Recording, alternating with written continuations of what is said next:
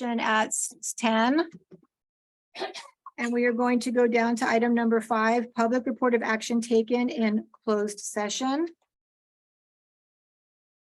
The action was to approve of stipulated expulsion for student number 64979. It is moved that in lieu of an expulsion hearing, the FUESD governing board accept the stipulated expulsion agreement for student number 64979 according to the terms outlined in the agreement, and that the board suspend the enforcement of the expulsion if pupil complies with the conditions recommended by the district.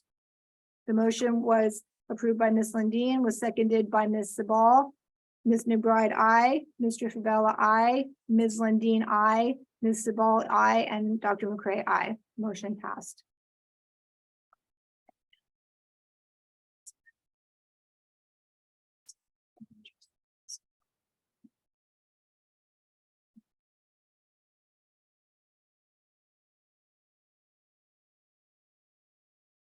And we will now be led in the flag salute by Cora Montgomery and Braden Perez. Thank you.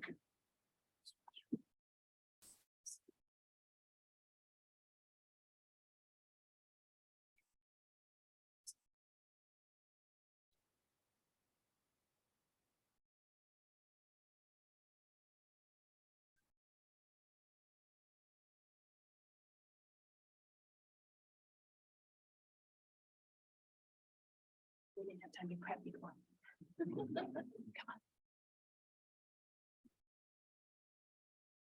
on. Stand up and put your right hand over your heart.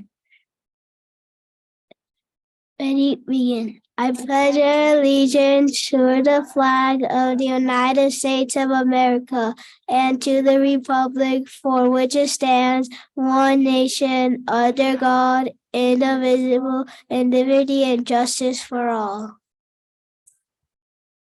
Pónganse su mano en su corazón. Listos, empieza.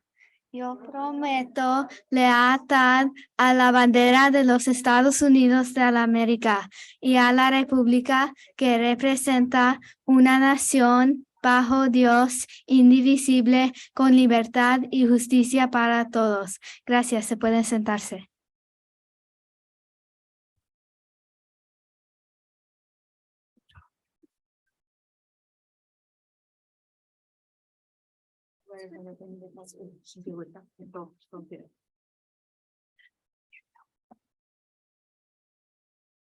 So we're moving on to the approval of minutes from the February 27, 2023 regular meeting.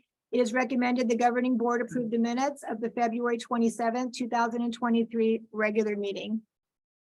Do I have a motion to approve? I move to approve the board minutes. Thank you. Do I have a second? Second. Thank you. Passes. We need a vote. Just keep me on. Okay. I'll call for the vote. Ms. Sabal. Aye. Thank you, Ms. Lundeen. Aye. Thank you, Mr. Favela. Aye. Thank you, Ms. McBride. Aye. And I vote aye as well. Motion passes. Question down. I appreciate that you recommend. I realize I'm human. and yeah. All right, we will move down to the section Roman numeral 2, community relations, hearing session. This is the portion of our meeting designated for comments from the public about matters not on the agenda, but within the subject matter jurisdiction of the board. Should individuals wish to comment on items on the present agenda, they may do so during this portion of the meeting or at any time the item is considered by the board. Comments are limited to 3 minutes with a maximum of 20 minutes allocated for a particular item or topic. While the Brown Act allows the board to hear issues within its jurisdiction from the public that are not on the agenda, it only allows the board to respond in a very limited manner, such as providing direction to staff. If the board were to have more than this type of brief discussion on an item not on the agenda, it could be a violation of the Brown Act's rules for posting the agenda. To address the governing board, please submit to the clerk of the board a completed speaker card prior to the start of the open session portion of the meeting. And then I also have a statement to be read. I would like to address the procedures and protocol regarding public comments. During the February 27th board meeting, a member of the public submitted a card after the deadline had passed and then requested to be allowed to speak. I, as the board president, was asked to make an immediate decision. With only good intentions, I allowed the person to speak. After careful consideration and discussion with Mrs. Martin, I feel it is in fairness to all in attendance to adhere to the published deadline of submitting a card typically by 6 p.m. on the night of the meeting. The board appreciates and welcomes comments by the public and also understands that there may be very legitimate circumstances why someone is not able to arrive by the deadline to submit a card. However, to be fair and consistent to everyone, only those who have turned in a card by the deadline will be allowed to speak tonight and at future board meetings. Thank you for your cooperation. I and the other trustees appreciate your attendance at our school board meetings. Mr. Favela, do we have any cards tonight? Yes, we do. Thank you. We'll start with Tara Jenkins. In public comment.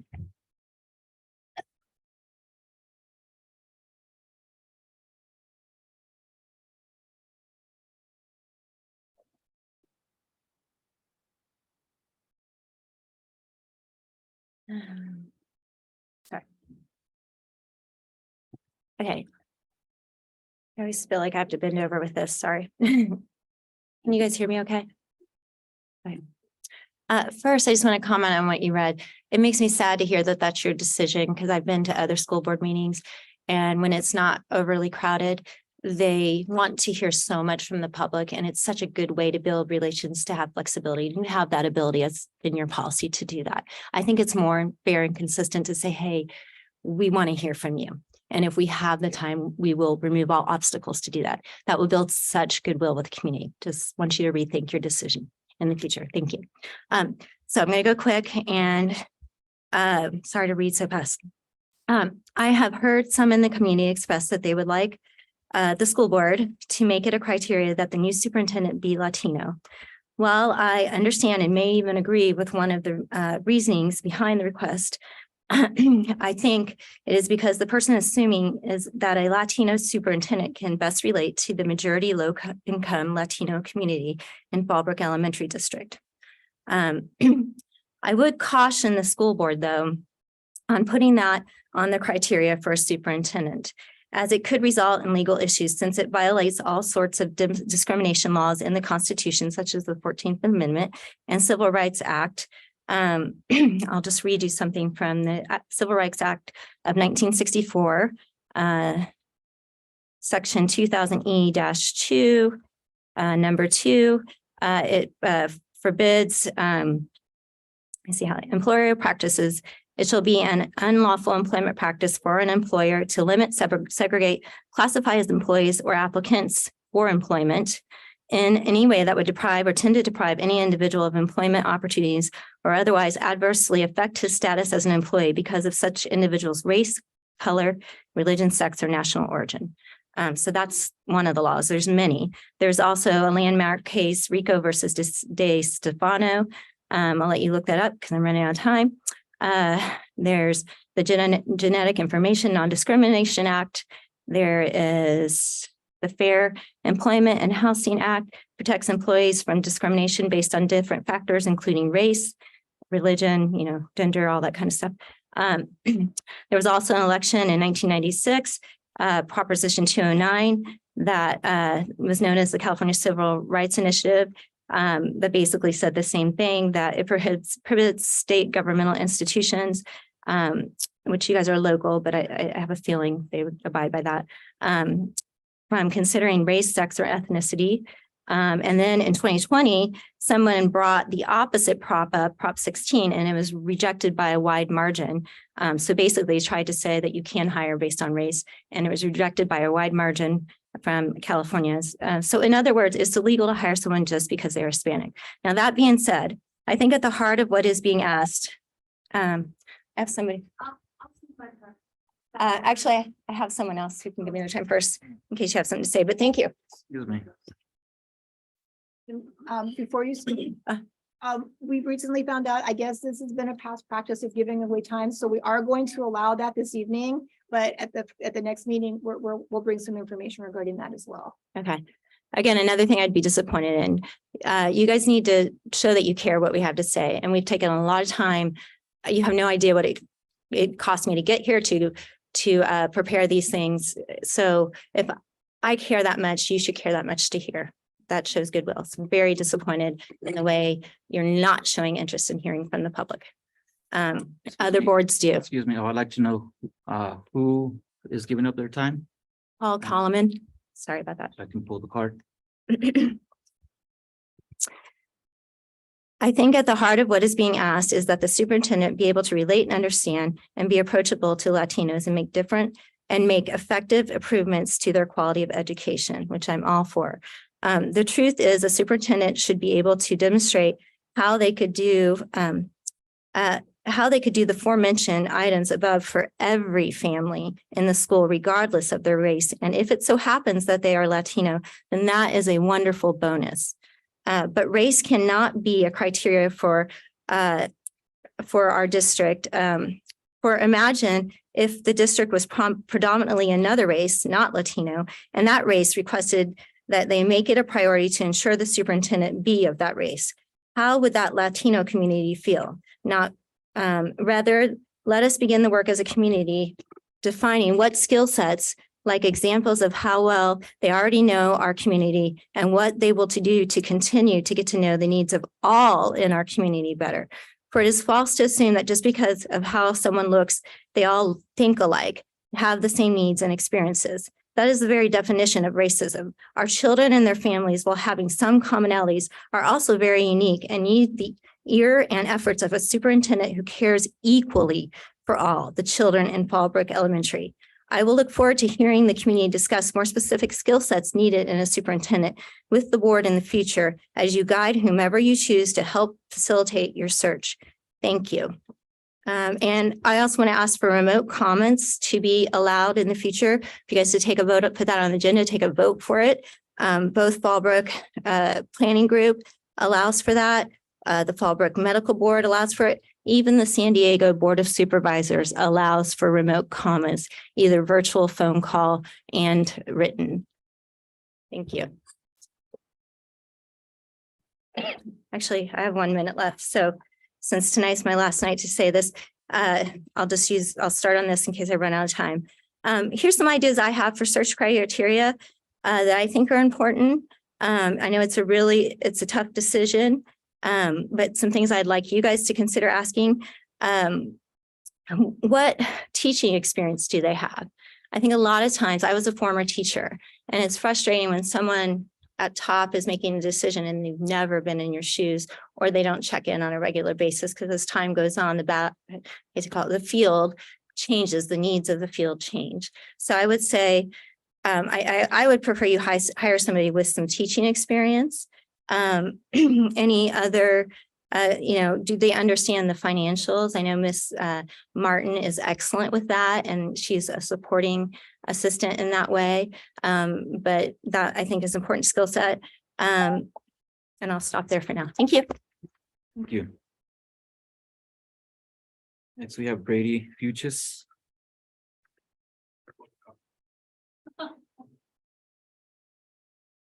Tough last name to pronounce. Don't feel bad. I've seen much worse, or I've heard much worse. Is this general commentary or is this the superintendent? General comment. General comment? Then I'll be very quick. Although I very much appreciate that your rule of the 10-minute cutoff for registering to be able to speak. It's important to have consistent rules and stuff like that. People do have difficult and challenging lives, and we do have technology.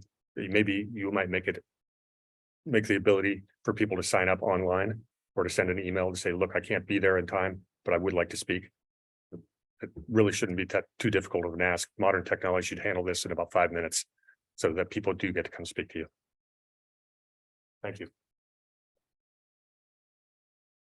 Thank you. Next, we have Cheryl Lindbergh. General comment. Good evening. I stand with some of the other speakers that have already talked tonight. Is like, just please hire the most qualified person, teaching experience. We just want to have good-hearted people taking care of our students. It was wonderful to see you guys this evening participating. That was awesome. So please, just be, as they say, colorblind, and just get the best qualified person in to help our young people navigate the world. Thank you. Thank you. Next, we have Sally Moran.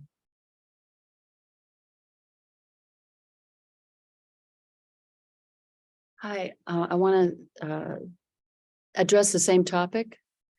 That the person or persons you should be considering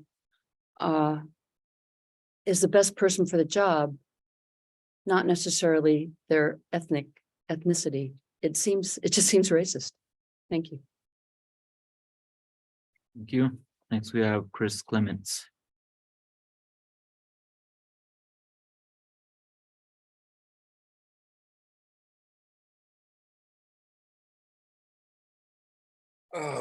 Good evening. How's everyone doing that time change? That good, huh? A few months ago, I came up and I had asked a question and I wasn't sure about the board procedures and policies, but now I know.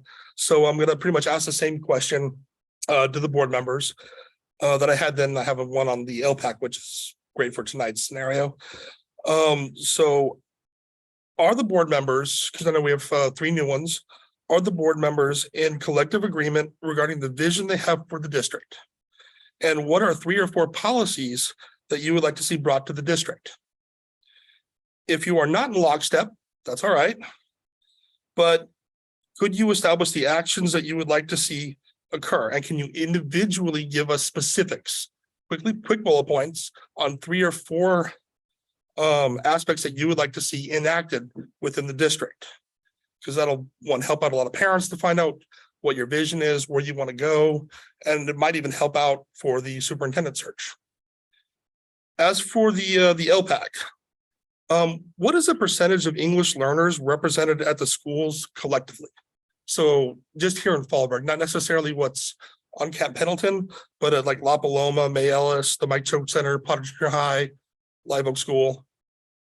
And when it comes to reclassification of the English learners, how long on average does it take for a student to be reclassified, given that they've been in the district for at least 4 years? So anyone coming in 6th, 7th, or 8th grade, I wouldn't count those because we don't know where they're coming from.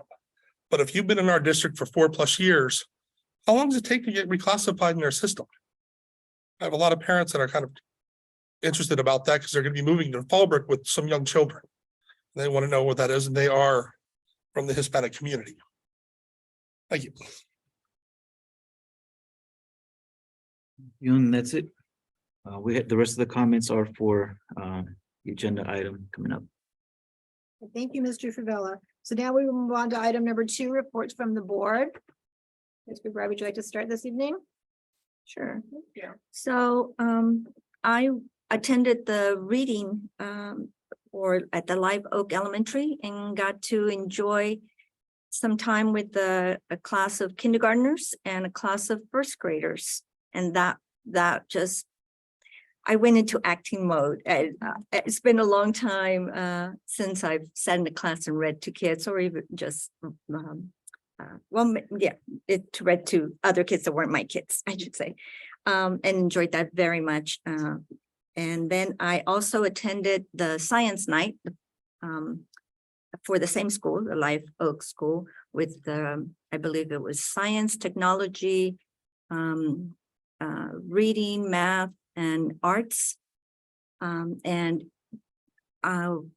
the things that they had there were really wonderful. But the thing that there were 2 that stood out the most to me. I could see that the kids and the families, the parents, were all very enjoying everything very much. But the 2 that stood out to me the most was one that had some kind of material in it that it said it wasn't necessarily metal, but it became something like metal inside of this gel. And when all pieces came together, it moved like metal. They could put sticks or these things on the sides to make them move. The other was a computerized, it was a whole set of machinery where you could build something by putting it into the computer, and then some kind of a cord came down and it would start building this little I guess, a rubber type of, whatever it was, a little man or a little, piece of, they were all very small, but they were all, he's, like different things. The man that was running that one said that he actually has used it for his daughter, who's a baker, to make little cookie cutouts, that if she is making something special, he can actually make the cookie cutouts in rubber so that then she can use that for baking. So that was, those were the two events that I went to. And then I also went to a workshop training that I really got to learn a lot that to help me with this, with the things that we do here. So. Thank you. Isabella? All right, well, I know that the grades are out. My kids came home with the report cards last Friday. So what I've learned from the report cards, because the teachers will tell us exactly what they need to work on. What I've learned I think that's some great input to give to during the LCAPs, right? Because often, that's the teachers let us know what the students need, right? So besides that, I had a chance to read at Live Oak as well. Thank you for the invite. I had a chance to read a couple books, also the first grade and kindergarten. It's a lot of fun, right? Always a good time. I'm looking forward to Libros en Loteria, happening at Mayales. Planning to take the whole family, even grandpa, el abuelo. And also looking forward to Don Dornan. Don Dornan game should be coming up as well. We got an invite, so thank you all for that. I do want to share some news that I'd like to report out, some information that Sydney Martin gave us before the meeting today, actually last week. So I'd like to thank you for providing that information. So she provided the actual cost or impact to the budget for the settlement agreement with Dr. Candace Singh. I know this has been a very critical subject, but I believe it's important to the accurate information, especially involving money, be used when it's discussed by the board to the public, right? So as we're all focusing on the future of the district and moving past the settlement agreement, but as long as it continues to be brought up, it should be done so with accurate numbers, right? So I want to share this out. So I encourage people to take information that I asked Mrs. Martin to make available, to understand that it's not a $400,000 hit to the budget as was projected.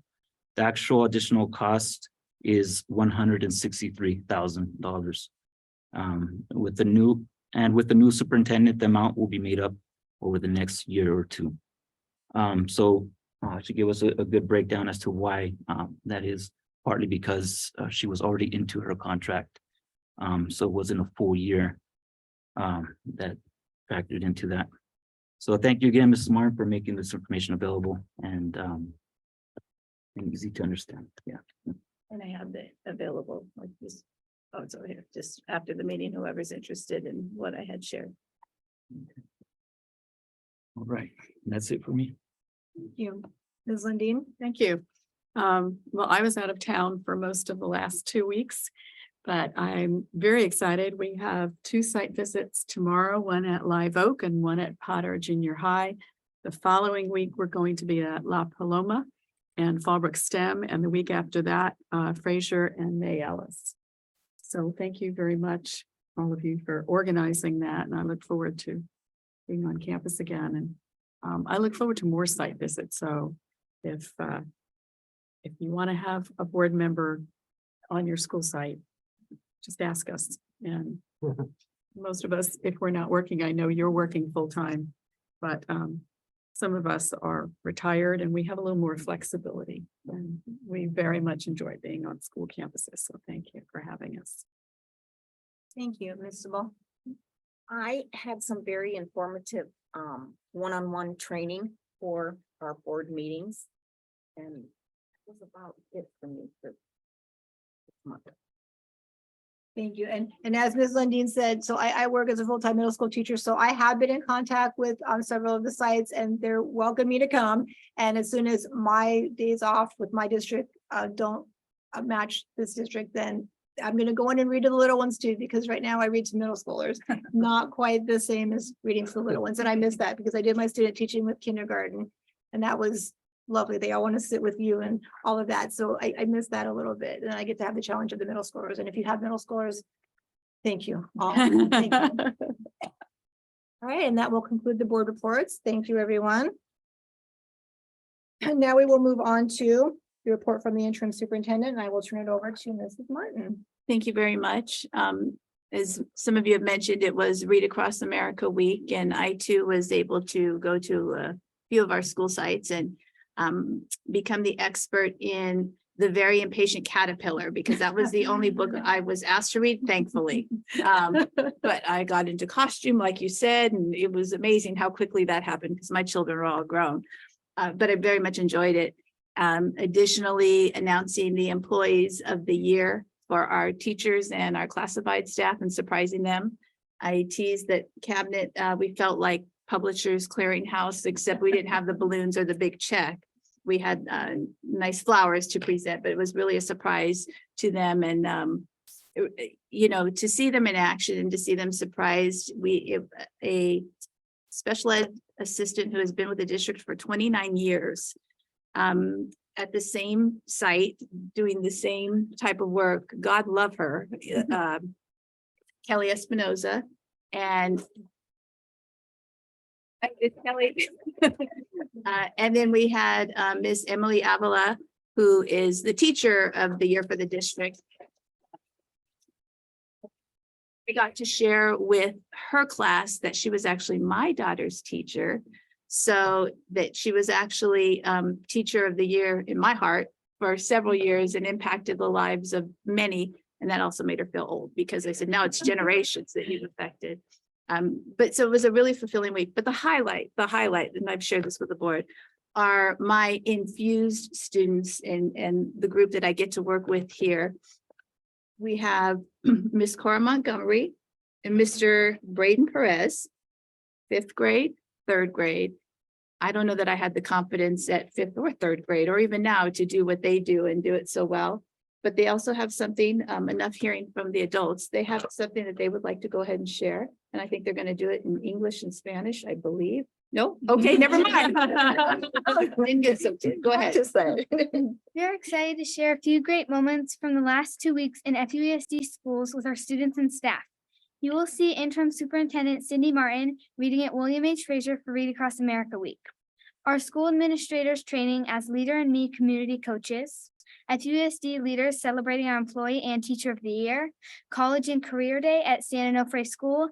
And male and student leaders recognized by the Fallbrook Rotary Club.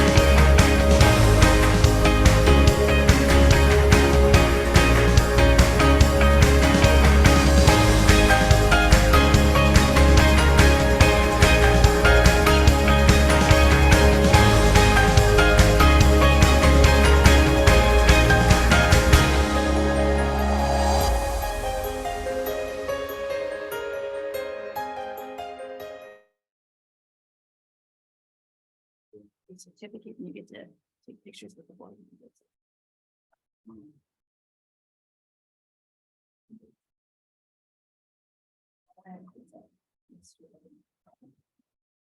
This is the first time that we've ever done this, so I tell them they are the first ever, first annual, you know, they'll be in the record books somewhere, the history books for being the first to be here. Or then we'll get the whole thing.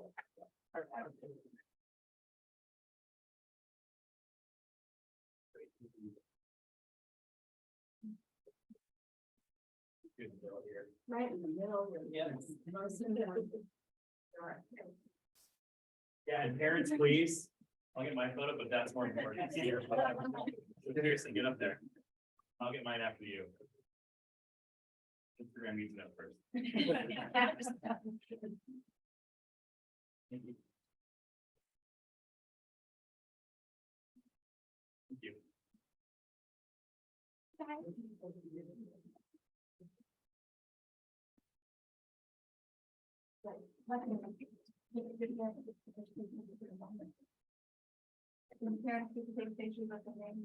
Yes. Okay, want to make sure. Don't push stairs.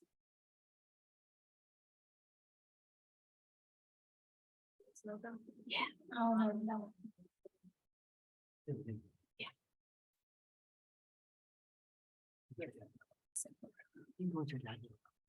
What if he wants to stay there? He can. No, it's up to him. However he wants to participate. He's had good ideas in our group, so he'll probably have some great ideas. All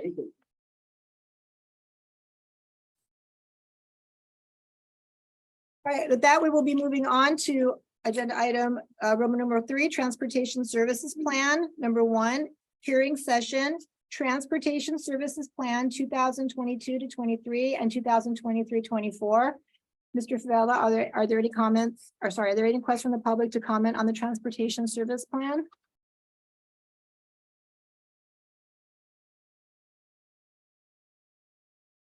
No. All right, seeing that there are none, we will move to item number 2, presentation, Transportation Services Plan 2022-23 and 2023-2024. Thank you.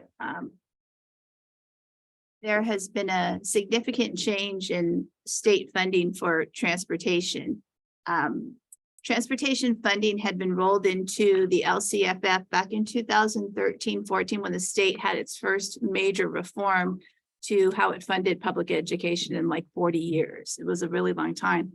It was rolled into there. However, has been stagnant ever since. So for 10 years, there has not been COLA, no increase, no nothing. It was a flat amount. It wasn't even a per pupil amount. It was a stagnant dollar amount that was added on.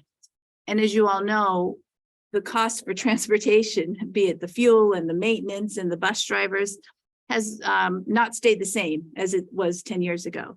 So with the state's new money that they're giving, applying COLA to it, and giving a percentage of what your expenditures are, still only 60% of what your expenditures are, but at least it's an increase. And that was due largely in part to advocates from CSBA and some of the other educational organizations. Part of that is to have a plan for transportation that really addresses how you're going to serve certain groups of students. Because now that, you know, this is part of LCFF funding, which is generated not just per pupil, but also by your unduplicated pupil, your homeless youth, socioeconomically disadvantaged, your students with disabilities. So needing to address how you're going to do that for our district, it really wasn't difficult because we were already doing that. So it's another thing, a service that we should be proud of, that it didn't take legislation or more money thrown at it to do something that others are struggling with. I've asked Dr. Curcio to make a presentation, and while she's not over transportation, she does deal a lot with the services we provide to some of the subgroups that I've talked about. And also, it's just another example. I believe Mr. Trotter's available by phone. He is our transportation director, but he is up very early in the morning to help drive buses as well. So it's just another great example though of the coordination and collaboration that happens regardless of department that the employees are in, working together for this. So I'll turn it over to you, Dr. Curcio. All right, so good evening, Governing Board. I'm Dr. Leah Curcio. I am your Director of Curriculum and Instruction, and I am presenting today on behalf of our transportation team and Mr. Trotter, our Director of Transportation. While he could not be here tonight because he's got a very early morning tomorrow, he will be available if you have, as a board, any specific questions that I'm not able to answer. But I am fortunate enough to have been able to work with our transportation team on many different plans. And so hopefully I'll be able to provide you with the things that you need. So again, we find our district leading as one of 6 districts in San Diego County that already has expansive transportation beyond what's required by Ed Code, which made this quite a fun and not as laborious task. Well, FUESD has a long-standing history of providing general transportation. A plan needed to be prepared and written in a specific format and taken to you prior to April 1st in order for our district to be able to access the reimbursement that Mrs. Martin has talked about. And so the plan requires an explanation of our transportation services as we will provide it this year and into next year. For other districts, for them, it's actually adding services to go above and beyond. For us, it is not. However, we just need this plan. Well, the plan is broken into 4 parts. I will be sharing with you an overview of our plan, beginning with our why. Why have we been transporting students at a high level? And then moving to the general description of the plan and sharing how our plan supports accessibility for our students. And you'll see how inclusive of a nature our plan already is. And then we'll end with who's on the bus. That's always fun. As you may know, Fallbrook Union Elementary School District services over 257 square miles. It touches the 15 freeway, the 5 freeway, and it also moves into Orange County and Riverside County. So we're a very large geographical location. Beyond our expansive geographical location, we're a very rural community. So while we provide access via transportation based on distance, our geography also leads us to have to overcome things like windy roads and all of our lovely rolling hills and limited sidewalks. So those are just a few examples of why we have always prioritized transportation. Our transportation plan and department is very dedicated to our student safety, and we have a bus pass system that is free to all of our riders. And we'll talk a little bit about that more in the plan. But we also have worked cooperatively with our schools and our community to provide other means of transportation as we need them. I want to start off in our general description saying we should be very proud of the fact that our district offers transportation to 36% of our student population. So of our tiny district of 5,000, we're transporting a lot of kids. And throughout the plan, you will hear the term qualified TK through 8th grade students, or you'll read it. And that just basically means it's students living outside the 1.5 mile radius that qualify for transportation. That's a qualified student. So we use the term layered transportation services because ours are inclusive. All of our qualified TK through 8, based on that mile radius, we transport or offer transportation up to 1,600 students on general routes. But then we also have specialized transportation for up to 160 students it's been offered to. We run home to school transportation to all of our schools. And to ensure safety and accountability, we have bus passes. And then we also provide other educational opportunities, field trips, Boys and Girls Club transportation, whatever that community need is. Following the general description, we're talking about accessibility to students. And so what I provided for you is we transport 36% of our student population. And in general, our district is made up of 19% students who have disabilities, where the majority of them actually use our general transportation. It's not specialized. We do and have always provided transportation and worked with cooperating districts for our students who are experiencing homelessness so that they can maintain at the schools where they would like to. And then our unduplicated population. So the plan talks about accessibility. And as I said, ours is very inclusive because we're already so broad. That includes our English learners, our low income, and our foster youth students. So this is the best part. This is the fun part of our plan. So who's on the bus? So as we continue to look at the plan, I'd like to share with you some figures of who's on the bus. So ridership's a little bit different than who we offer it to. Ridership is about who actually gets on the bus every day. And we transport daily about 1,366 students. Now on this chart, it says without SOS, which is San Onofre School. And that's because that's Orange County. That's the other side of town. But for that, there's another 26 students that are getting on the bus, and our students with disabilities, so highly specialized transportation, 127. That gives you the 1,519 students that are running back and forth in our routes. And the plan that was given to you also had a link to our routes and also described how many routes each school has. So what does this mean for 23-24 and beyond? Well, we're going to keep providing high levels of transportation for our students. And as a board, as you continue to prioritize that, we're going to keep doing it. But because it's a part of our LCAP and our basic services, we'll also continue to get input from our community. So if it comes up in community input, we're going to respond to that. And all the dates of last year's community input are in your plan and the dates for this year that have happened so far.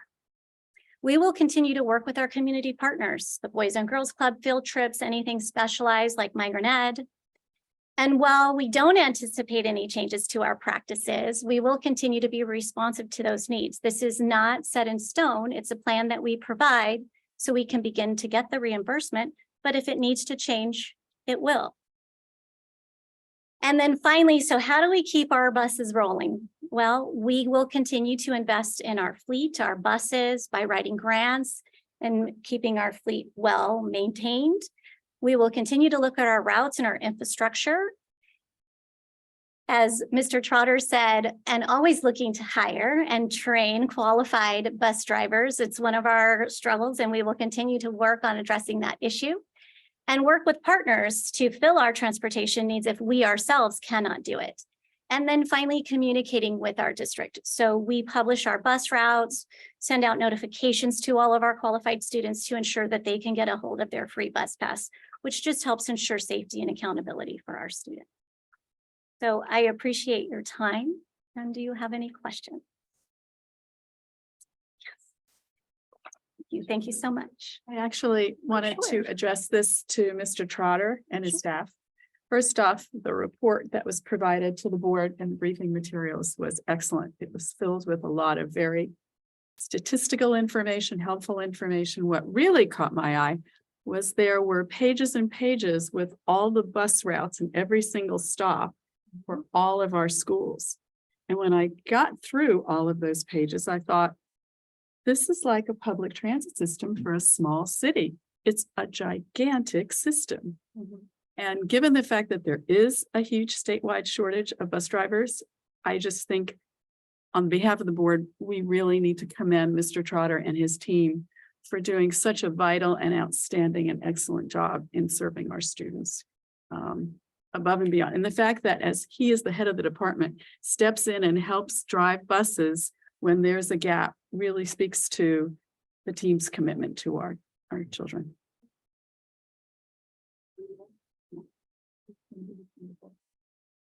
Okay.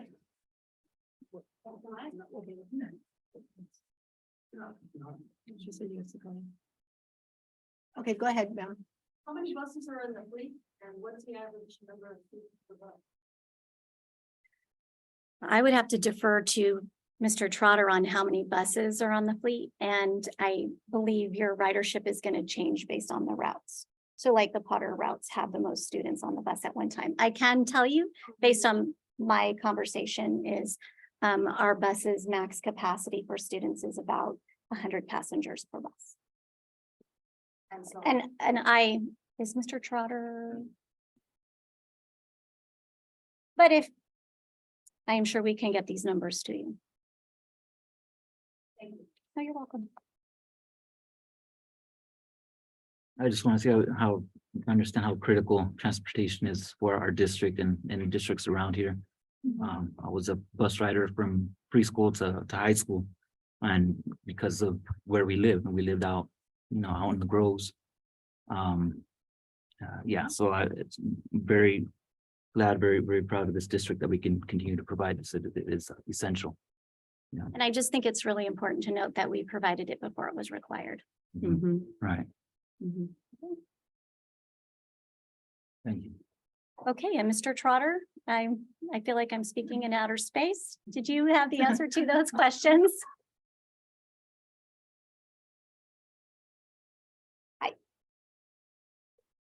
I'm referring to my tech team.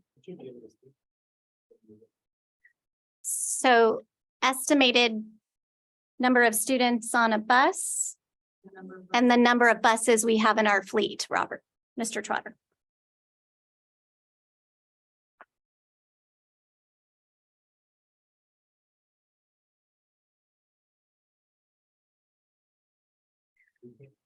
So I will write it down and I will make sure that someone is able to get that to you. I don't want to waste anybody else's time. Thank you so much. Thank you. All right, we will now move to number 3, action, Transportation Services Plan 2022 to 23 and 2023-24. It is recommended the governing board approve the Transportation Services Plan for 2022, 2023, and 2023-24. Do I have a motion? A motion to approve. Thank you. Do I have a second? A second. Thank you. I'll call for the vote. Mr. Favela, Aye. Ms. Lundin. Aye. Ms. Ball. Aye. Ms. McBride. Aye. And I vote aye as well. Motion passes. That brings us to board operations. Number 1, action 2023 CSBA delegate assembly election. It is recommended the governing board vote for no more than 7 candidates for the 2023 CSBA delegate assembly. Do I have a motion? I so move. Thank you. Do I have a second? A second. Thank you. Is there discussion? Would anybody like to offer any comments on any of the potential candidates? Thank you very much. Go ahead. So I appreciated all the biographical information that was included. It was really very helpful. And I did try and think about what we were looking for in some of the candidates. And I have to say, I think it's an outstanding slate. And it's a tough choice to eliminate 4 of the folks. And I don't remember how we did this last year, so I don't know how to proceed. I have 7 people I thought are good, but again, it's an outstanding list. Maybe we can find some candidates everybody agrees on. The first one is Whitney Antrim. The second is Delilah Dominguez Cervantes. The third is Eva Lopez Zapata, Barbara Ryan, Shad Thielman, Cipriano Vargas, and Katrina Young. And for many of them, I wanted them to have experience either in the classroom or as a parent leader in their schools. We had an education law attorney, and what interested me about that was that she had also been a deputy public defender for 20 years. So she was familiar with some of the challenges of what happens when socioeconomic conditions are challenging. We also had somebody who was from the South Bay Union. And as I looked at the demographics of that district, it's very similar to ours in terms of unduplicated students and English language learners. So I thought being a representative from there would be helpful. There was another school that I looked up that was also dealing with a lot of the similar demographics of our school. I think that was San Jacinto.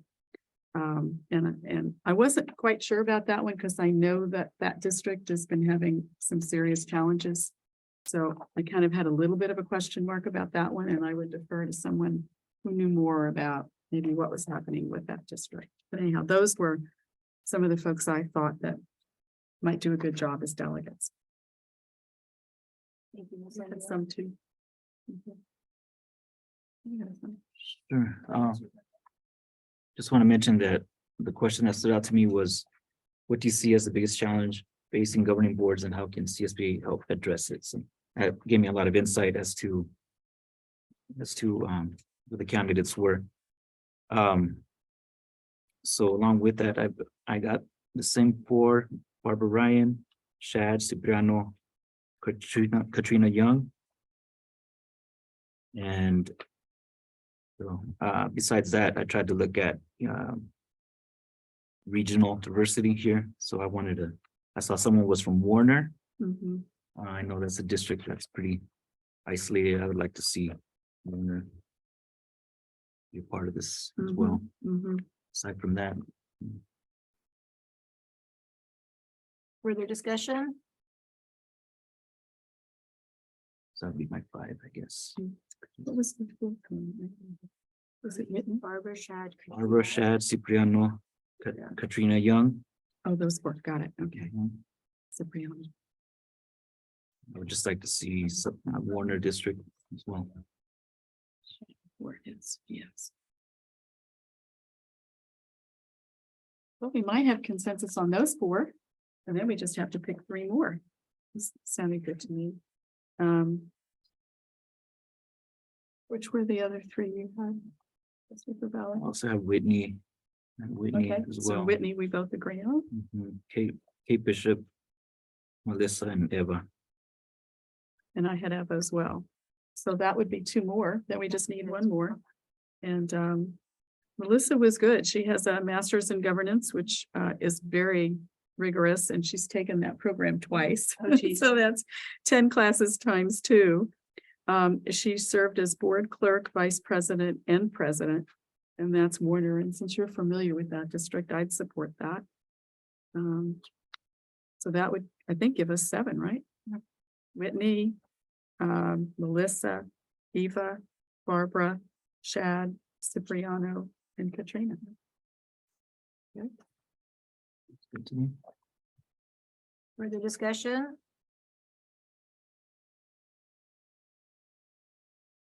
I'll try to phrase this. Call for the vote with you 7 names. Okay, so I'm gonna call for the vote in regards to Whitney, Eva, Melissa, Barbara, Shad, Cipriano, and Katrina. Mr. Favela, I motion to approve those 7 candidates. do I have a second?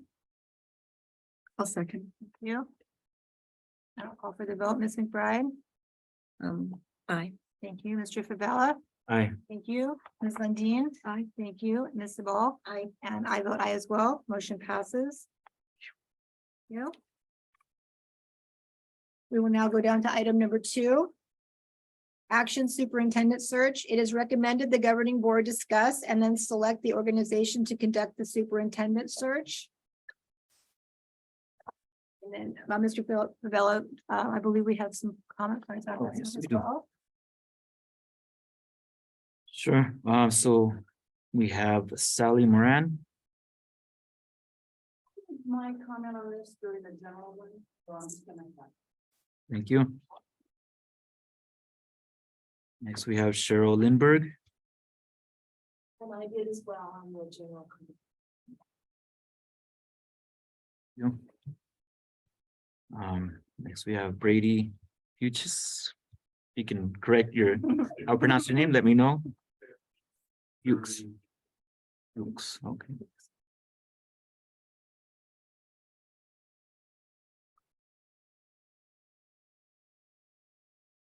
Hi there. I'd like to talk about a topic that you're going to be hearing a lot more about in the next few years. It's called institutional credentialism.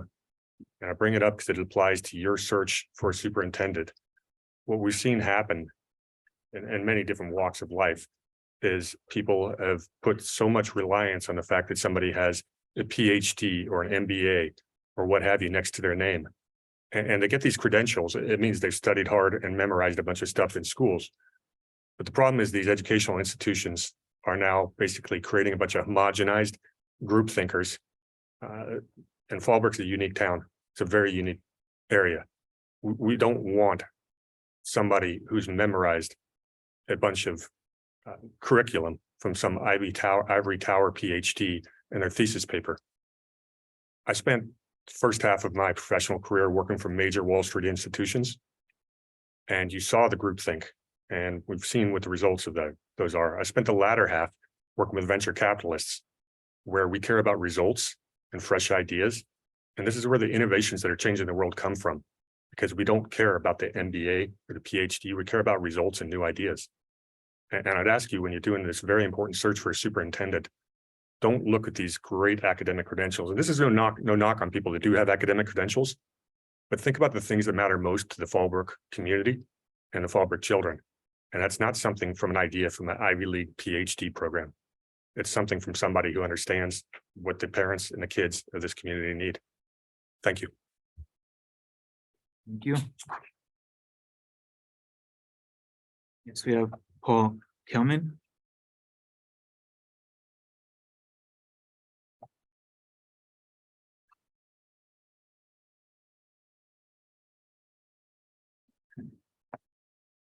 Next, we have Tara Jenkins.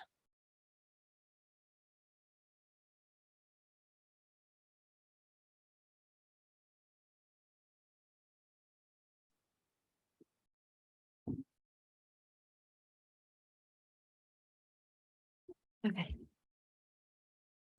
Just back to the topic of the superintendent criteria. In the past, I represent myself as a parent, but I'm going to take the liberty right now to tell you that I'm also associated with 4 groups in the community that have a combined representative of about 10,000 voters, or in the tens of thousands of voters in Fallbrook. So when I speak, I know that I am representing tens of thousands of people. Now, that doesn't mean there's not others in the community that don't have a different opinion. I'm just sharing with you the values that I'm hearing with others, the feedback, because I live in the town and the community. So to take it with that. So back to superintendent criteria. Basically, I was touching on the fact of relatability in my first set of comments. I feel it's an important question to ask because I think the point some of the other commenters have made about wanting a Latino is, can they relate to our community? And there is no doubt that we, if you take out Camp Pendleton, are a majority Latina community and often low income. So relatability, I think, is very important in the superintendent. And in that sense, I would ask for you to try as best as possible to hire somebody local, because usually if you live here, you know better, or you work here, you are more in touch already. You can come out of the gate knowing some things and how to implement programs a lot better than somebody that's going to have to take them a couple years to understand the community better and build those personal relationships with the families. Whereas somebody who lives locally or at most regionally, or works here, they are already going to have some of those relationships and connections developed. And so therefore they can press forward a lot quicker, and families feel safer from the get-go, like, oh, I know this person. I can go to them when I have a concern or an idea. They really love our community because they're part of it, right? And so therefore, I just feel like that's, to tag team a little bit on what Mr. Fuchs said, a degree, I'm an educator, degrees are great, but so I'm not saying that it doesn't matter at all. But if I had to choose between relatability and teaching experience, I would put that over a degree any day of the week. I know we have some on the board that don't have degrees or a whole lot of experience in teaching, and they are doing a fabulous job. So again, it's the work ethic, it's the heart for the children. I have a lot of ideas, so I'm going to have to keep coming back to you guys. And again, these aren't necessarily mine. We've had some groupthink. Yes. Thank you. Yes, we said we went along. Okay, thank you. Thank you. I appreciate that. I'll come back to that in another meeting. One idea, for the sake of time, that I wanted to share with you that somebody in the community brought up is, and I've done some research looking at other districts that have about the same amount of students we have, somewhere 5,000 to 7,000. They tend to start their superintendents around 150, 170,000. That doesn't include benefits. So you got another maybe 50,000, or you can correct me on those numbers there. But, and they've loved the superintendents that they've hired. They came for the right neat reasons, not just the money. And that's one of my fears. We paid the last superintendent so much. We might have a lot of people applying thinking that's what they can start off at. That being said, I heard a really great idea, and it was start the person at 150,000 and then provide incentives. So maybe in the first quarter, you have some standards and goals, metrics of what you want the superintendent to perform. And in the first year, you can go easy. But, you know, by the second and third year, then you really want them towing the line. And so maybe if they meet those standards, then, you know, they get a 20,000 raise. And then maybe after Christmas, if they meet another set of standards, they get 10,000. And then at the end of the school year, if they meet another 20, so they can earn that first year up to 50,000 or 200,000, but they have to earn it. And that gives them the motivation to work the extra hours, to get out in the community, to get around to the schools. And when you go to give the raise, it's based on the base, not on the bonus included. So that keeps us from having the same problem that we had in the past, where within 5 or so years, we're paying somebody almost as much as you pay the president of the United States. And we're a tiny district, you know, so that again, you know, it'd be different if maybe we were 25,000 or more students. So that's just one idea. Somebody threw out capping salary. I heard yays and nays for that. So I'm going to leave that to you, but it's just an idea to put forward. And what I want to say about salary is the superintendent applicant truly has a heart for the children of Fallbrook. I know it's been argued that we have to pay them well, but I think it's the opposite. They won't cost an arm and a leg to hire or keep for years on end if they really love this community and have a heart for the children. I can already think of a couple of candidates that I've heard are going to apply that they're here for the right reasons if they get the opportunity to be interviewed and potentially picked by you. So again, I would just stress that. I wanted to say more about the superintendent criteria, but I will later. It's also Women's Month, as most of you know. I got a few seconds to say this, but there's 5 women of the American Revolution: Prudence Cummings Wright, Margaret Cochran Corbin, and 3 more that I wanted to mention. I don't have time, but I'm going to give the information to our educational services. It might be something fun to teach our children next year or this month if you have time. Oh, no. No, I think that was her 3 minutes, right? No, that was someone else. Oh, I got an extra? Okay. Can I have that back? I'll go into this because it's a little more fun topic. Okay, so Sybil Ludding, okay, so let me start over. Prudence Cummings Wright, she was an ardent militia woman. Margaret Cochran Corbin, patriot soldier. Sybil Ludington, freedom writer. Lydia Barrington Dara, forgive me, patriot spy, and Deborah Sampson, freedom fighter. I'm just going to talk to you a little bit about the first one. And if you find the other ones interesting, again, it's something you can share with some of the students or the junior hires if you feel like that's more age appropriate. Prudence Cummings Wright was an ardent patriot. She was from the colony of New Hampshire, born November 26, 1740, died December 2nd, 1823, age 83, married 1761 to David Wright, patriot, number of children, 11. So I guess we all have no excuses for not being involved in our community. Faithful Night was 1775. There was a rumor that the British spies were sending info from Canada to Boston through Pepperell, Massachusetts. Prudence got involved. We often hear Paul Revere, which is wonderful, but I think it's great to highlight some of the women that did some things. March 11th, 1775, Liberty Air second child, her child died. For comfort, she went to her parents' home in New Hampshire. There she listened as her brother Samuel, a loyalist, spoke with a friend and a British officer, Leonard Whiting, about passing info. She had 2 other brothers. One was also a loyalist and 2 sisters. On April 1775, the husbands of the area marched the battles of Lexington and Concord and to the siege of Boston. Prudence returned to Pepperell. She organized 30 to 40 women into a militia. She was 35, the youngest, Elizabeth Hobart, 17. Prudence was the leader. Second in command was Sarah Shattuck. The women dressed as men, their husbands' clothes, and found whatever weapon they could, including pitchforks and other farm tools. For the loyalists to get to Boston through Pepperell, they would have to cross the Jewette's Bridge, which is over the Nashua River. The women waited at the bridge, kept their lanterns shielded, and they kept quiet. 2 riders came from the north. Prudence jumped out and demanded to know their identity and business. Her brother Samuel, one of the riders, knew his sister meant business and quickly retreated. Found that funny. Leonard Whitting came forward thinking women would not stop him. Wrong. Both riders were dragged off their horses.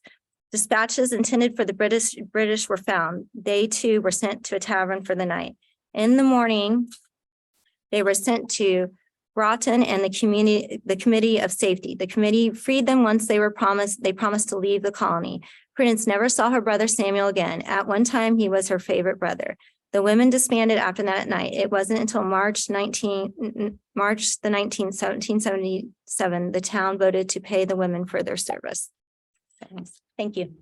Friendly to share.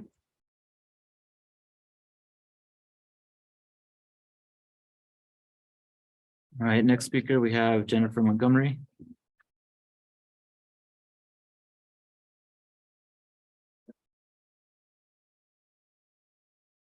Good evening. At a recent board meeting, I was perplexed listening to a small group of community members who encouraged the board to not use any sort of outside agency for the upcoming search for a new superintendent. As far as I can tell, none of those speakers have kids here in FUESD, so I'm here as a parent of an infused student tonight to encourage the trustees to invest in some sort of outside search firm in the superintendent hiring process. There doesn't appear to be a strong argument against it, other than a desire to save money. And although we all want to save money, that shouldn't be the knee-jerk decision when faced with, hands down, the most important decision you will make as trustees. Investing in the next leader of the largest employer in Fallbrook is not something that can be accomplished by putting an ad in the Village News, a very confusing recent suggestion. Please do not choose this moment to pinch pennies. The next superintendent will lead 5,000 students, 800 employees, a dozen facilities, an incredibly complex budget, special education mandates, and more. Experts are important. We live in a time where experts in their fields are being attacked and disregarded by, I've done my own research, opinions of the loudest community members. Experts are important. The students of this district deserve to have the board invest in a professional search that can cast the widest net and recruit the best candidates from across San Diego County and the rest of the state. It would be wonderful if that candidate already happens to be local. And if that's the case, the candidate will become apparent through that search.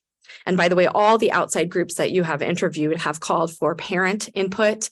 And I hope that you will prioritize actual FUESD parents, not bundle parents. This district is in a strong and sound financial position as both a taxpayer and an FUESD parent. This is an incredibly responsible use of funds and a vital investment in our schools.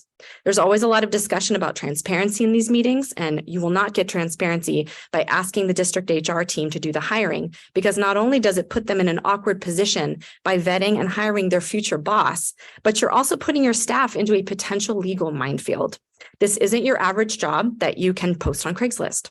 Executive search firms and/or the County Office of Education are experts at navigating contracts, human resources, employment law, and more. You will be protecting your staff and the district from potential legal pitfalls by trusting outside experts to the task. You've been entrusted with an enormous responsibility, first and foremost, to the students of this district. Don't shortchange them to save a few bucks. Thank you. All right, thank you. And is Paul Kelman present? And we have no more speakers. Thank you. So going back to the action superintendent search, do I have a motion? I have a To motion. discuss the search firms that were presented, at the last board meeting. I would make that motion. Thank you. Do I have a second? I second it. Thank you. So at this time, do we have discussion? Who wants to start? So I did follow up the same questions that I had for the other two with the San Diego County Office of Education, which was if they had experience conducting parent meetings in Spanish and the replay that they do. I was glad to hear that. Go ahead, Ms. Levine. Okay, I may be a little long and I apologize. We've had good feedback regarding the qualities of a new superintendent, but today our discussion is all about identifying the process for how we will both identify and recruit the best candidate to serve our district. I think there are a couple of factors to consider. One, there's been a lot of superintendents leaving their departments, their schools, districts. And so there's tremendous competition right now for the best candidates.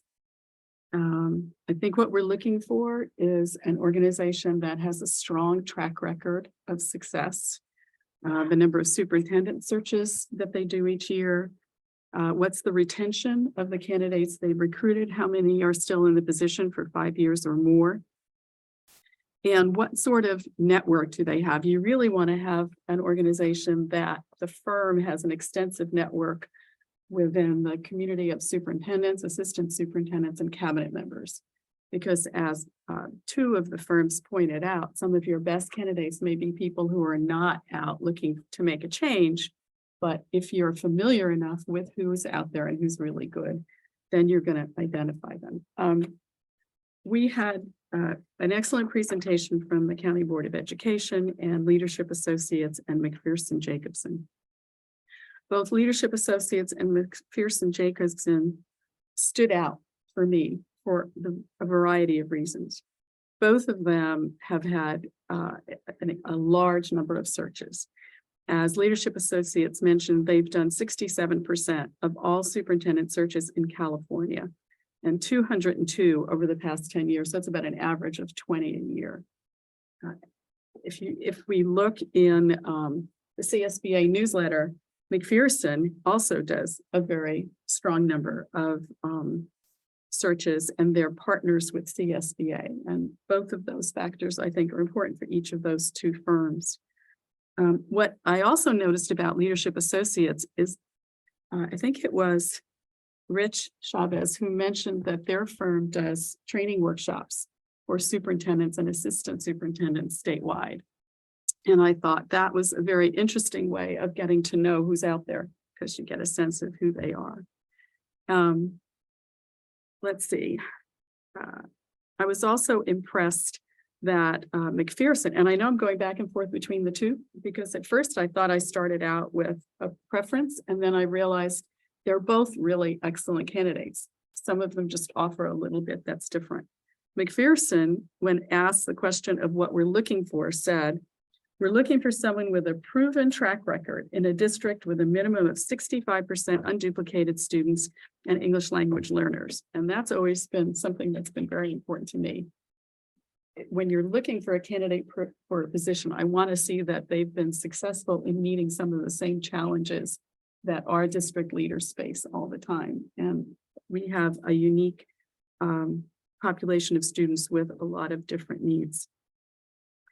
Both of them had strong procedures for community engagement. I think we've all agreed that that's very important to us.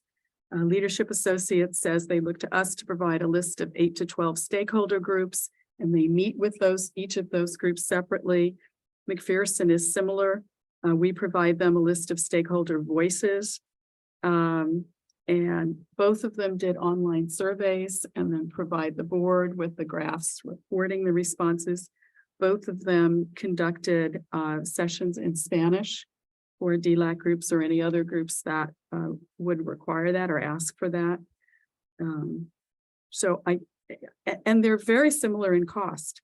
Leadership Associates is $25,000. McPherson is just about $20,000. So when you're looking at a $90 million budget, a difference of $5,000 is inconsequential. I mean, we all look at every penny, but as someone pointed out, and I have to agree, and I think we all know that, this is the most important search this district will be doing, bar none. It will affect the future of our district for at least the next 5 years in either a positive or a negative way.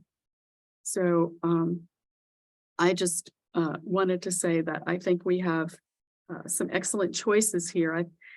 the County Office of Education does so much wonderful work on behalf of all districts.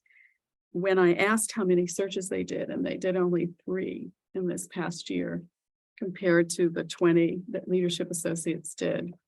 And they don't have, Leadership Associates, I think, has 12 partners in their firm and consultants around the state. McPherson also has a large number of consultants. They don't work through a partnership. So for me, at least, the choice was between Leadership Associates and McPherson Josephson.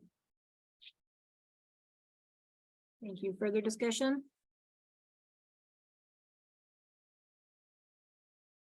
I would like to say the County Office of Education is, this is they're in the field, they're very reputable. It was, I have confidence in the work of the County Office of Ed as well. It's important to note that they would charge $8,000 for roughly similar work. So I just wanted to mention that as well.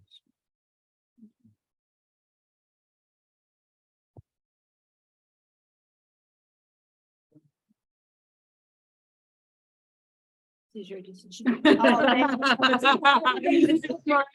I'm like, this is yours, so. Okay, I really respect what Ms. Lundin has said because I felt the same way about both of the firms. I think they brought some excellent qualifications to the search or to what they were telling us. I very much liked McPherson and Jacobson. I thought that they were he was very personable. I do believe the other 2 have quite a bit of experience between them. On one hand, I do like what he had to offer with that, but I think the other 2 with Leadership Associates probably have much more combined experience with all of the 12 that they have among them. And I think each one of those people would bring something into the table for those 2 to be able to work with us. So I did lean more toward Leadership Associates. You remind me of something else, which was that Rich Chavez mentioned that he had been superintendent of South Bay Union. And I went in and looked to see what their demographics are. And approximately 90% are unduplicated, 84% Hispanic. And that he personally has conducted 120 searches over the last 10 years and 195 board workshops. So I thought that was pretty interesting. In terms of what he personally would bring to the table. Now, Ben Johnson, I hate to go back and forth, but I was leaning toward leadership. So there was another reason too. When I read their proposal, it was so clear and so well written and so well spelled out in terms of what the procedures would be. I thought, wow, if they communicate that well with us, they're going to communicate that well with potential candidates. And that struck me. Not everybody writes as clearly or as well, or so their process seemed to be very well thought out. And quite frankly, we're behind the curve. The thing that most worries me is time frame, because as I understand it, we're looking for someone to start 1 July. And spring is when all of the school districts do their searches because most superintendents finish their term with their school. So we're now middle of March. And so I think we want to pick someone that we have a high degree of confidence in, because frankly, we're going to be relying a lot on them to sort of accelerate the process, but not change the outcome. We still want an outstanding outcome. I agree. I think they would cast a wider net, and I think they would produce more viable candidates for us to be able to view. I'd support that. All right, seeing no further discussion.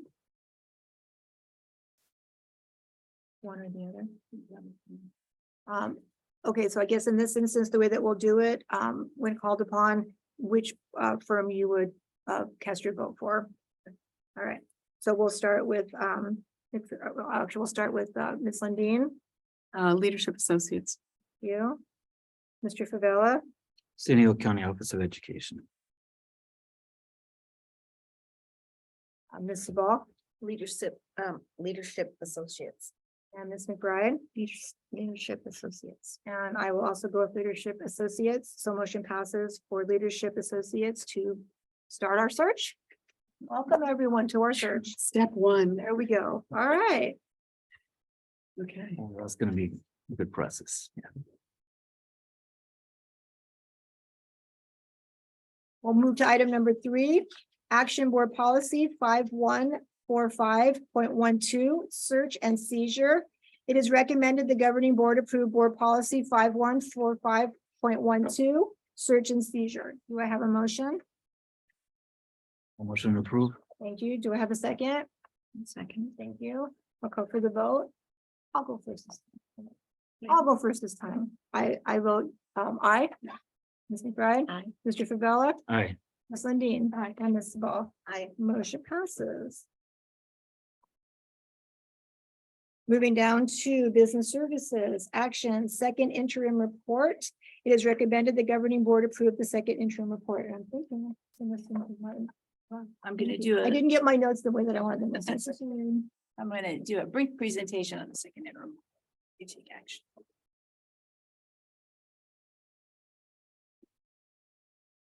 I haven't presented since we moved the room around, so it's a little different now here, but I'll wait for them to get it up.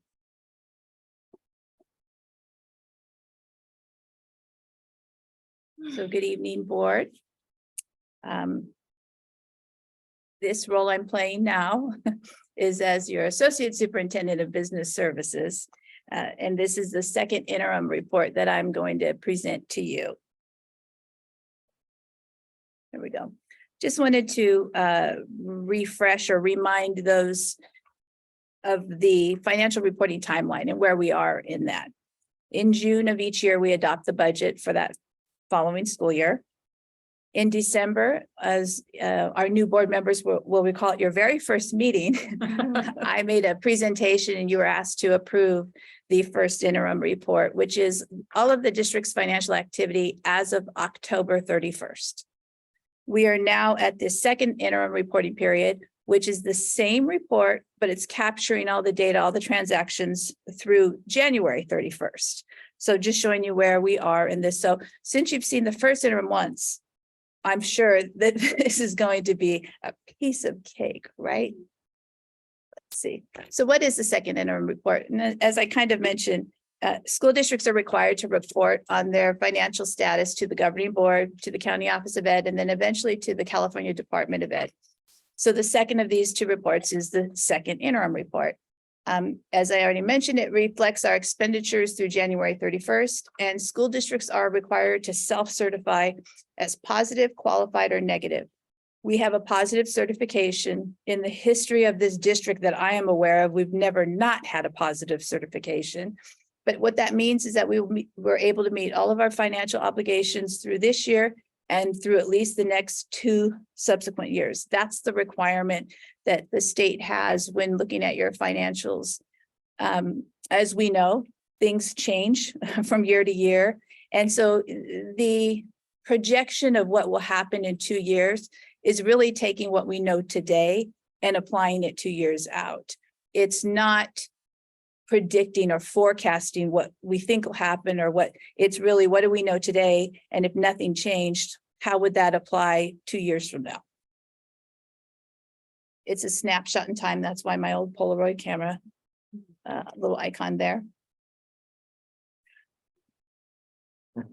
And if I hit the right button and not the pointer. In this report, you'll see the revenue changes. So for our LCFF resources, we had an actual increase of almost $650,000.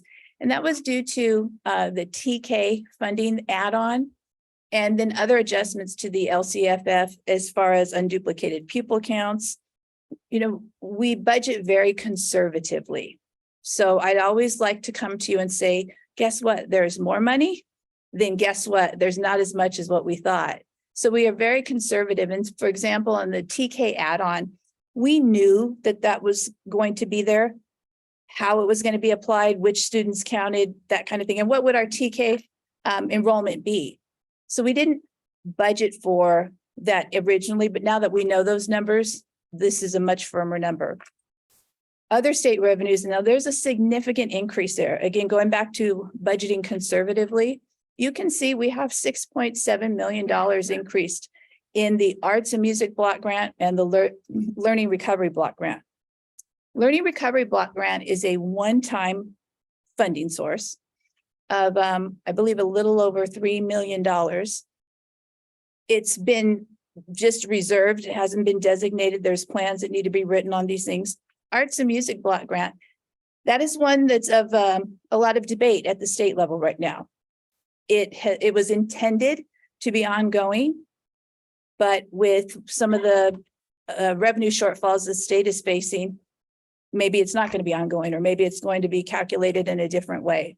So this money, we didn't include it in the budget to begin with, because again, we heard it was there, but at the time we adopted the budget, and even at the first interim, it wasn't known specifically which students would count, what you had to do to qualify, what you could spend it on. So we're adding it in now with no commitment to how it's going to be spent. That'll be brought back to the board. But we're recognizing that as far as we are entitled to that money, this district is, and it'll be money that we can use to plan for some of our learning recovery plan options that we have, the smaller class sizes that we have, some of the additional staffing that we have. And then other local revenue is really in the form of donations. We have a very generous community. And so that's not all donations. Some of it is our Medi-Cal billing reimbursement. But that is also, again, budgeted very conservatively, meaning we don't put that in the budget till we actually receive the money. Expenditure changes. The big ones here, and if you recall, when I did the first interim report, I had put in there the cost of what the salary settlements were for the different bargaining unit groups and different employee groups. So what you see here as an increase is really what was reserved, and it was in that bottom line number there to show the cost. It's now been moved into the appropriate salary and benefit lines.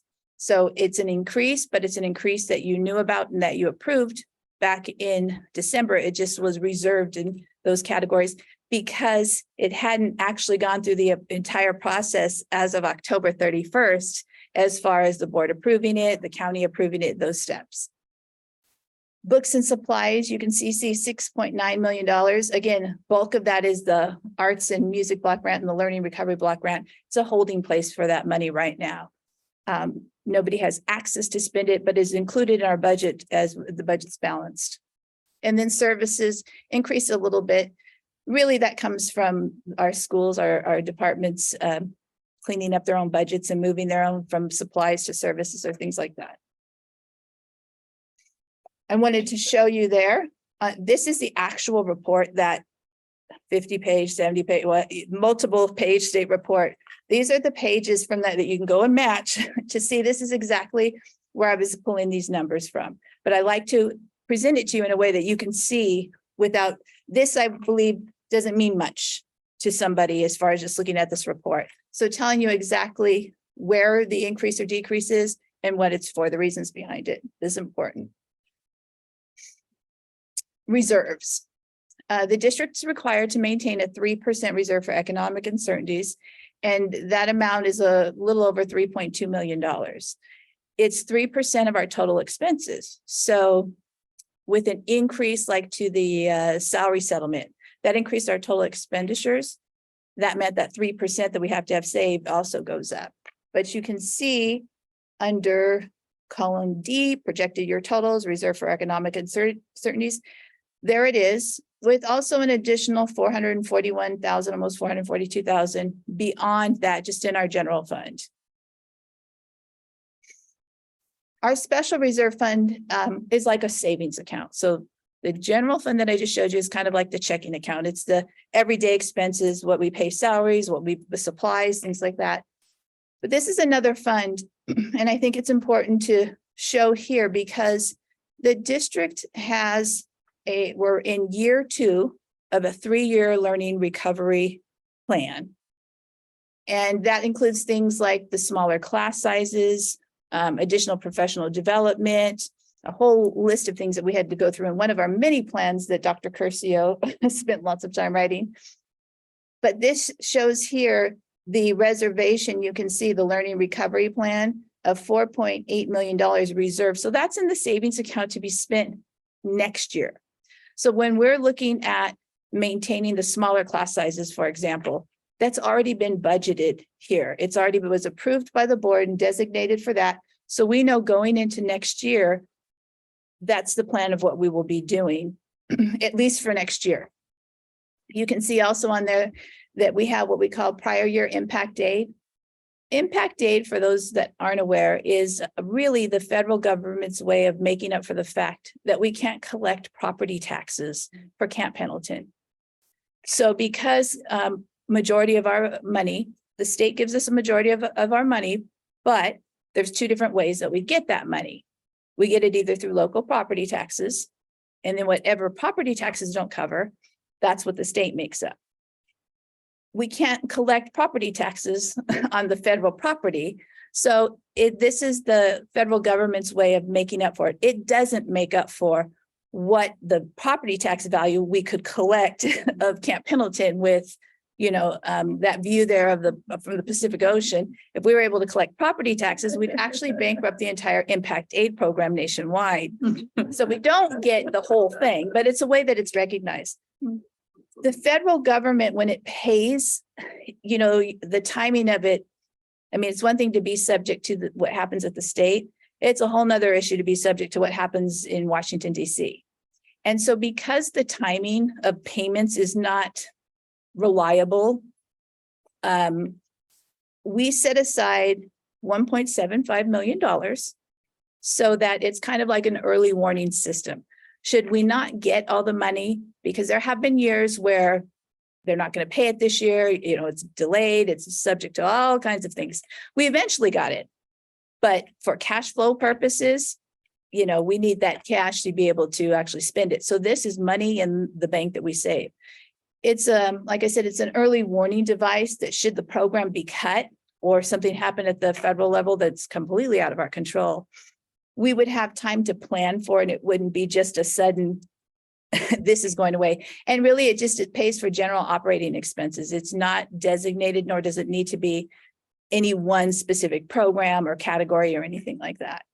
But we have that there, and that's been in place for years, long before I ever got here. And it's a practice that we continue to use.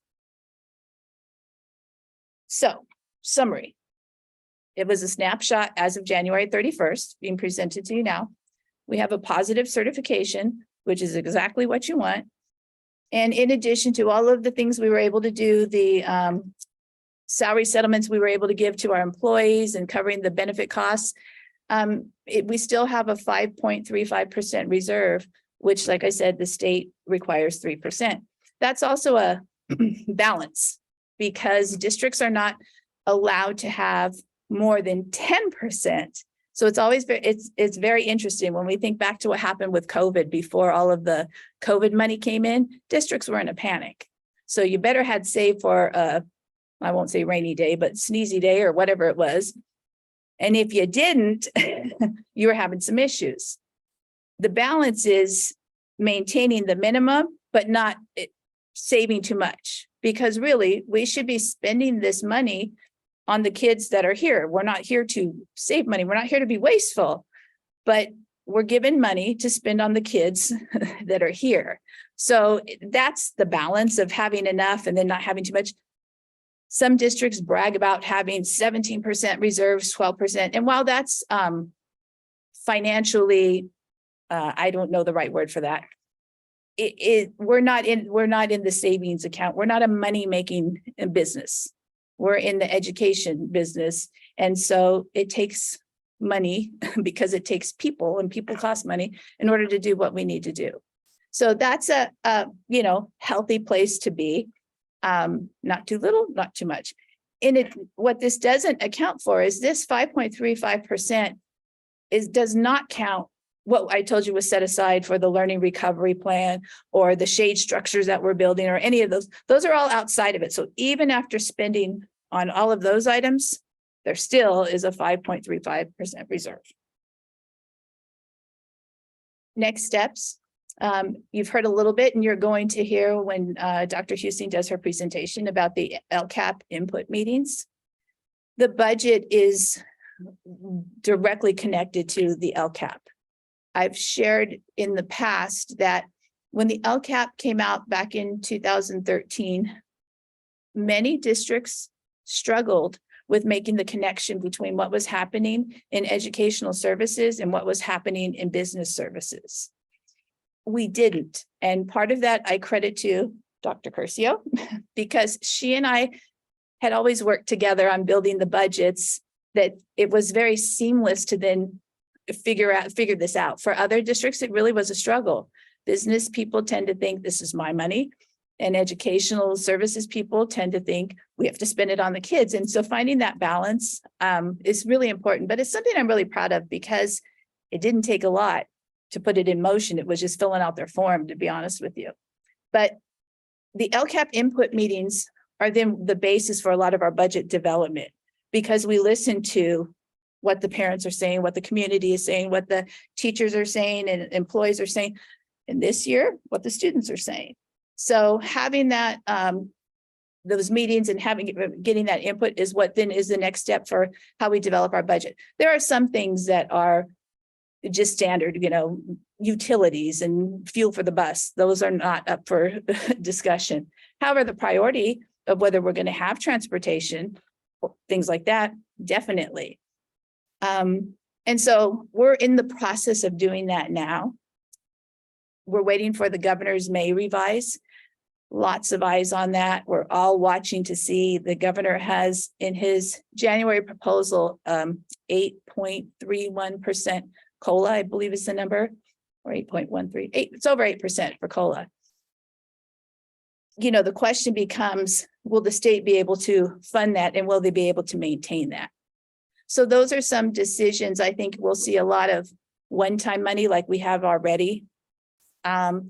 And those are some decisions that'll have to be made, that the board will have to make, like continuing smaller class sizes beyond what we already have planned for. The nice thing is, with that 3-year learning recovery plan, it was very clear, here's what we're doing, we had the money set aside to do that. And if nothing else came, if the state gave us nothing else for those initiatives, we can still do that and commit to the 3 years that we did. It was a very strong feeling at the time that in order to really see results, the first year was simply implementation and what are we doing? And let's not forget, it was during COVID, and I don't know that anyone knew what they were doing. So part was helping recover, but part was, can we be at school and do we have to wear masks, and under what conditions do we have to close? So that was the first year. The second year, you kind of get in your groove and okay. And now that's the year we're in now. Now we need a third year to see, now, is it really working? Is it as effective as we think it is? Can we really measure what works and what doesn't? We have made changes to the plan as we saw right away. This was really impactful. We really need to do more of this, or this, not so much, and stop. So there was nothing against making changes or adjustments to the plan, but having a plan, having a 3-year plan when the state required only 1 year, was huge. It let us focus, regardless of what was going on in the circumstances around us with COVID or not, or any of those other things. It let us really maintain the focus on the students and the expectations and the support that they needed so that they could recover or improve. We've seen lots of practices that actually, improvement and best practices come out of it. So having said all that, the next few years in the budget will be interesting, but I've been doing this for longer than I want to admit, 32 years, and I've seen all kinds of changes. I don't expect that it will be as bad as the worst years that I've seen, when the state made mid-year cuts, promised money, gave money, and took it away. I don't think it'll be that bad, but I think that we need to be cautious and aware and really thoughtful in our decisions, as we have been, but just with that kind of unknown of what's going to happen at the state level, because we are dependent on the state. Any questions? Thank you. Oh, I'm sorry.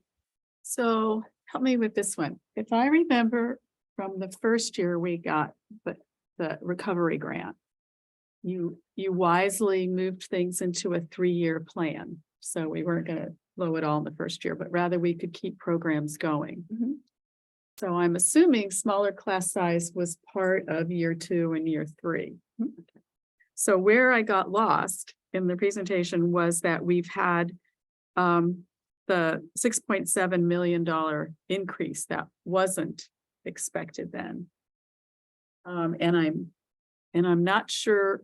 And then you said when we looked at the special reserve, the learning recovery plan money there, an example of that would be for small class sizes, but we already have money set aside for, so that's where you lost me. So back to the 6 million plus increase for this year. That's the arts and music block grant and the learning recovery. Those were completely outside of any COVID funds or the learning recovery plan that we had developed. Separate, what we planned on doing and we budgeted was without any expectation of any additional funds coming in. So we have that money too, that's sitting in our general fund. It's not been reserved. It's not been committed. It's just there that they gave us this year, they being the state, gave school districts this year to be used. And there's a variety of ways, and there are some restrictions, of course, and some expectations that go along with it, but it has no impact on our learning recovery plan other than to enhance it or to extend it. So our smaller class sizes, depending on what we're looking at, so $2 to $3 million. I don't want to throw the wrong number out, but you know that. So that is what's set aside in that learning recovery plan that you saw as a special reserve. That's set aside to spend in 23, 24. Okay. The money that we just received now, the board could elect to have not a 3-year learning recovery. It could be a 4-year and beyond that. And that is where, yes, I call it maximizing our revenues. I got it from my mother and my grandma Rose, who could, like I said, make $1 out of 15 cents and make that last. So I'm always looking for ways to maximize and have plans. And I think having a plan for what we want to do programmatically, and then aligning our resources, our funding to go, if it supports it, is much better than the opposite way, which is we got this money. Now, how do we want to spend it? Or how do we have to spend it or hurry up and spend it? Unfortunately, districts do that and they may not get the most bang for their buck. But when we have a plan developed or we've identified this is what's important, this is what the community says is important, this is what we prioritize, then it's a matter of matching up the funding to those priorities. One last question, the ACES program, the after school program. How are those, how much funding do we, how many years of funding do we have for that? 1 year, more than 1 year? For the ACES program? So the ACES program is, we get, Perez's. yeah, so there's 2 pots to that. There's the after school program, the ELOP money, we call it, expanded learning opportunity. And that was fairly new. Last year was the first year that we received that money. This is the 2nd year we've received that money because we received along with every other district so kind of late. We kind of have half a year to carry over. Then we have this year's, and that's at this time proposed to be ongoing money. I met with Mrs. Perez last week on that budget and really came up with, let's present or come up with a plan that she could sustain that program so that even if the state, in their infinite wisdom, takes something back mid-year or makes decisions that could impact us negatively, we would have a plan that we would have the money set aside to be able to at least finish out the year, if not continue it into next year without having to touch any other pot of money. Thank you. You're welcome. So on these, the 649 and the 677 for the TK add-on and the arts and music block grants and any others, do they come with some strong strings? And if so, are you able to tell what those strings are? So the TK add-on doesn't.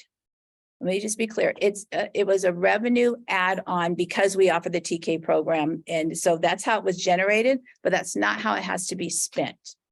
The arts and music block grant and the learning recovery block grant does have strings attached.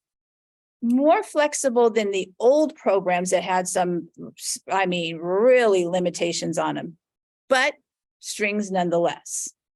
And so what we will do is look at What are we doing? What is it that we want to continue to do? What is it that we've been paying for already out of our own unrestricted general fund that is an eligible and legitimate expense that we can charge to, let's just say, the arts and music block grant. So that frees up our money so that the board really has the authority to spend on how it chooses without the strings attached, because I've already moved something into that to spend that money that way. I double, triple check with the state, run it by our auditors, make sure that it's all okay. But in doing so, it really gives the board and the district the most flexibility rather than just, oh, we have arts and music of $3 million.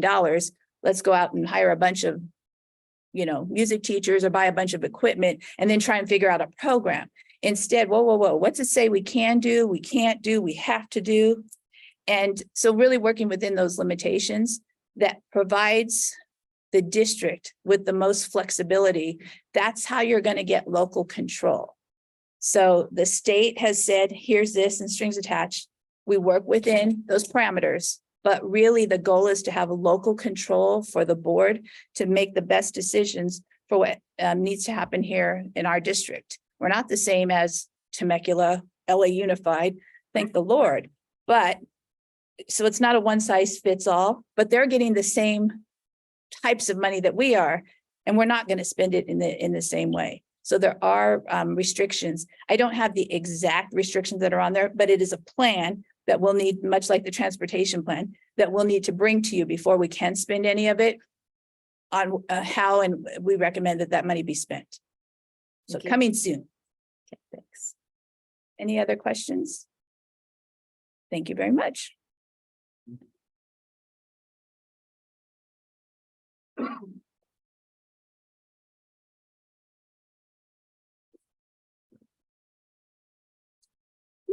Me too.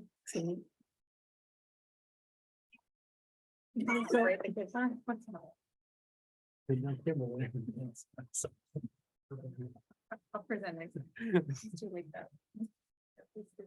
Okay, so at this time, I will ask for a motion. A motion to approve. Thank you. Do I have a second? Second. Thank you. I'll call for the vote. Ms. Sabal. Aye. Ms. Lundin. Aye. Mr. Favela. Aye. Ms. McBride. Aye. And I will vote aye as well. Motion passes. And that brings us to our presentation, major progress and LCAP update to Dr. Husing. Yes, thank you. Good evening, Dr. McCray and board members and my cabinet members. It's my pleasure this evening, and it's purposeful that we're presenting these two presentations this evening because you will see how the LCAP making what our plans and hopes and programs are for students come to life because of the careful planning and collaboration with our business partners and the HR team that brings the money to the plate and the people to do the jobs. So this evening we'll be going over the LCAP as an update because you'll be hearing a lot about our LCAP engagement meetings in the community. It's the right time to stop and say, what is it that we've accomplished so far this year? And we're going to see some good news, spoiler alert, about student progress. Okay, so what we'll do tonight is review the LCAP, the process and the purpose. Of course, the 8 state priorities that are required to meet our 3 goals in the LCAP. So when the monies get spent 3 years in a row, the plan, it lasts 3 years. And so we have 3 goals in our 3-year plan. I'll review those and the actions that we're taking so far. We'll review a little bit about our standards-based assessments and some student progress. We're launching a new survey this year to impact the programs for next year, and then finish up with the timeline. So what is the LCAP for people who are new to this process? It's not only here in Fallbrook, it's statewide. It's a plan that each local education agency develops for a 3-year expenditure of funds, program delivery, and it really guides the direction of the district. It includes engagement with our students, families, employees, and the community, and we develop a plan and then monitor it. So tonight is part of the monitoring. So these are the 8 state priorities that we must meet when we are developing our plan. And it was really comprehensive to look at the basic necessities and the little visuals here help you understand what they are. But including implementation of state standards, access to broad variety of courses, student achievement. We have to measure if what we're doing is impacting our student growth. There's other student outcomes like attendance and behavior and climate at the school. Parental involvement and how we gauge that is basically through surveys, through participation at events, community events that we hold. We also are involved in getting our students to have a voice and choice in our schools, and school climate is so important because, you know, if the climate is great, the kids want to be there and they know when the school is developed for them, and the input, as you can see with Infused, is positive. Okay, so goal 1, just as a reminder, it's to provide, this is our academic goal. So we want to provide relevant, coherent, and rigorous standards-based instruction that helps our students learn and increase their achievement. There's a lot that goes into that. It's a very meaty goal, but basically you have seen that in our high quality staff and our rigorous instructional materials, and we're always trying to develop and do better with that. Professional development, of course, you'll hear lots about our lower class sizes. That's an incredible investment that this district has made. And we have enhanced enrichment options, both during the day with clubs and the luminary arts, but also after school. We'll hear a little bit about that later. New for year 2 is trying to really meet the needs of our students with finding the teachers to deliver the programs with internships. We added additional math coaches. And when we look at our student data, you'll see why we added the math coaches.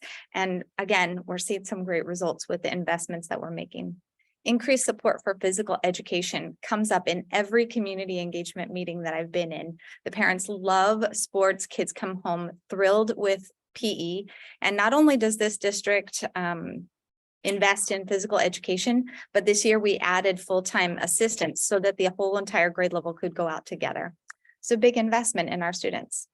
Goal 2 is our student emotional and character development goal.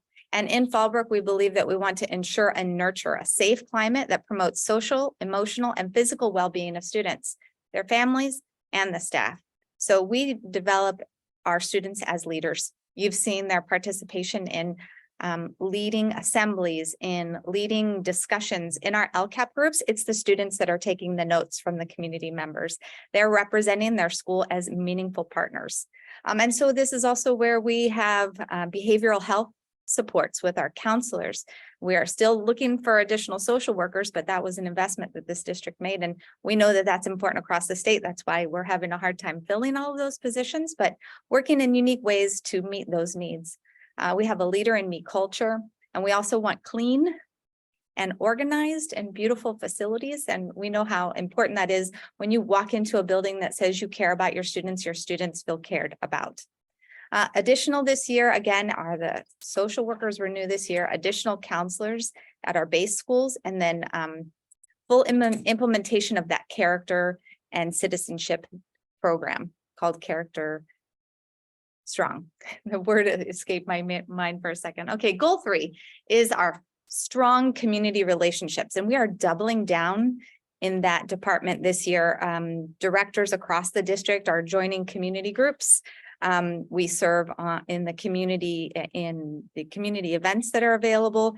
And also we know that our schools have opened all the way up. There are dances, there are bingo nights, there are opportunities at our schools galore to be involved. And it's just great to have parents and students both engaging back at school. So that goal 3 is also where we're doing all of that LCAP engagement. And March is LCAP engagement month. Every Wednesday night this month, we are out at schools. The directors are supporting the implementation of LCAP engagement meetings. The students are running the breakout groups, and it's been really neat. Some schools have come up with different ways to get parents at schools. At May Ellis, they had the 4th grade sing a song, and their leadership team do the chant, and then the parents were there for that, so we kept them for the LCAP engagement. I spent the last 2 Wednesday nights to spend time at Fraser, and well, we've been at almost every school. This coming week is San O and Mary Fay. Okay, so, and we also met with our union partners to gain their engagement as well. So it's also nice to just remember who our students were, and this data was collected on CalPADS Day back in October. with almost 5,000 students. Of those 5,000 students, 6% of those students are migrant students. 30% of our students here in Fallbrook are English learners. 75% are socioeconomically disadvantaged, and 17 students are students with disabilities. Again, that was taken in October. And we know that due to the pandemic, due to conditions, there have been more students qualified for special needs since the beginning of the year. 16% of our students are military connected. And we have, of our population of students, 16% of them are reclassified English learners. So they are now fluent English proficient students. So when we look at our students, of course, we look at multiple measures of how they're improving. We look at the school culture, we look at attendance, we look at engagement and behavior. Another way we look at our students is, of course, standardized testing. So I wanted to give like a little bit of a background of standardized testing to bring us up to where we are today. Back in 1998 through 2013 was the implementation of the California Standards Test. We called it the CST. We got really good at that test. And then the state developed new standards, and we all know them as the California Common Core State Standards. They were all implemented around or released around 2010 and implemented in 2011. We suspended the CSTs in 2013. In 2014, and this is the spring of all these years, there was a pilot of the new assessment called the CASP, which is the California Assessment of Student Performance and Progress. And that's the assessment the state assessment standards aligned that we all take in May. So we're getting ramped up for that now, but how do you prepare for that is to know what's coming, right? Well, again, back to 2014, it was the pilot, and then the CASP was implemented between 2015 and 2019, full implementation. Of course, the COVID pause followed that. There was no assessments in 2020 or 2021 at the state level, but the local districts were all required to give local assessments so that we could track student growth. There was an anticipated fear of learning loss, but we needed to be able to measure it so we could address it. So here in Fallbrook, it was decided that the students would take the STAR 360, and it's a Renaissance product. It's standards aligned, and it's aligned with the state benchmarks. So that's what has been provided to students fall and spring for the last 2 years. And this is the third year it's being implemented. So we have track data on the STAR 360. I want to refer back to this spring, or in May, the students took the CASP again, but it was not the same CASP that students had taken before. The state modified the test with fewer multiple choice questions, which made them, each one of those questions cost more, right? They were more indicative of the score. And then a higher value was placed on the performance tasks. So it was not apples to apples anymore. We have a whole new assessment, so there's nothing to compare assessments to. But we do know now that we will be taking that modified assessment moving forward. So we will be able to compare last May of 2022 to this May of 2022. But we also needed to look at that data to be able to say, okay, we got the student input, the parent input last year this time. And then we had the student scores. Well, what did we do about it? This is what the decision was developed in the LCAP to do. There were lower class sizes were maintained, behavior specialists and behavior technicians were in place. We added social workers. We doubled down on the counselors. There was an addition of intervention teachers, and they complemented the literacy coaches that are at each school. The innovation lab teachers continued for hands-on learning in the science labs. And then the after-school intervention and after-school learning programs were added. We added intercession camps this year, and we're looking forward to more summer opportunities. You remember we had super summer camp last year. We're having some more superness this year. Okay, so continued. We did even more things with this plan. We increased the fine arts opportunities with luminary arts, expanded the environmental studies opportunities. Each grade level has an activity that they do, from going to the library and going on a community walk to going to Duluth. There's all kinds of activities for each grade level, and that was expanded this year. Of course, we have a balanced English language arts curriculum that includes this year very strategic phonics.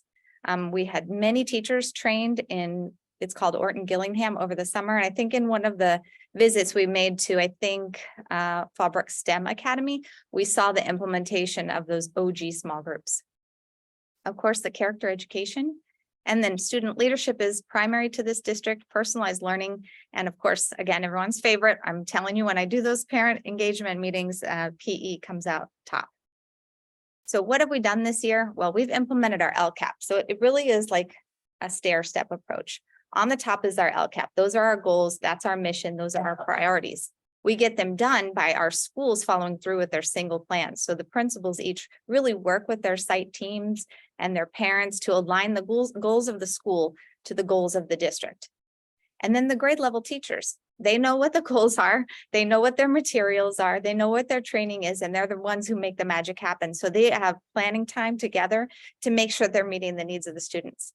And our students, they're really taking an active role because they do goal setting as part of the Leader in Me program. All that with continued family communication. We have high achievement expectations. We do a lot of recognition of their student work. And now I'm going to show you the results of that data. So it's great news to say, and you can't make this up. Every grade across our district and our district as a whole has made gains this year. So what you're seeing, if you go across the top where it says all, you can see that in English language arts, every grade made an average of 7% more students are meeting or exceeding at that point in time of the year. So we finished the second assessment in February. So this is measuring August to it closed February 9th. So you can see 7% of our students are now 7% more of our students are meeting and exceeding.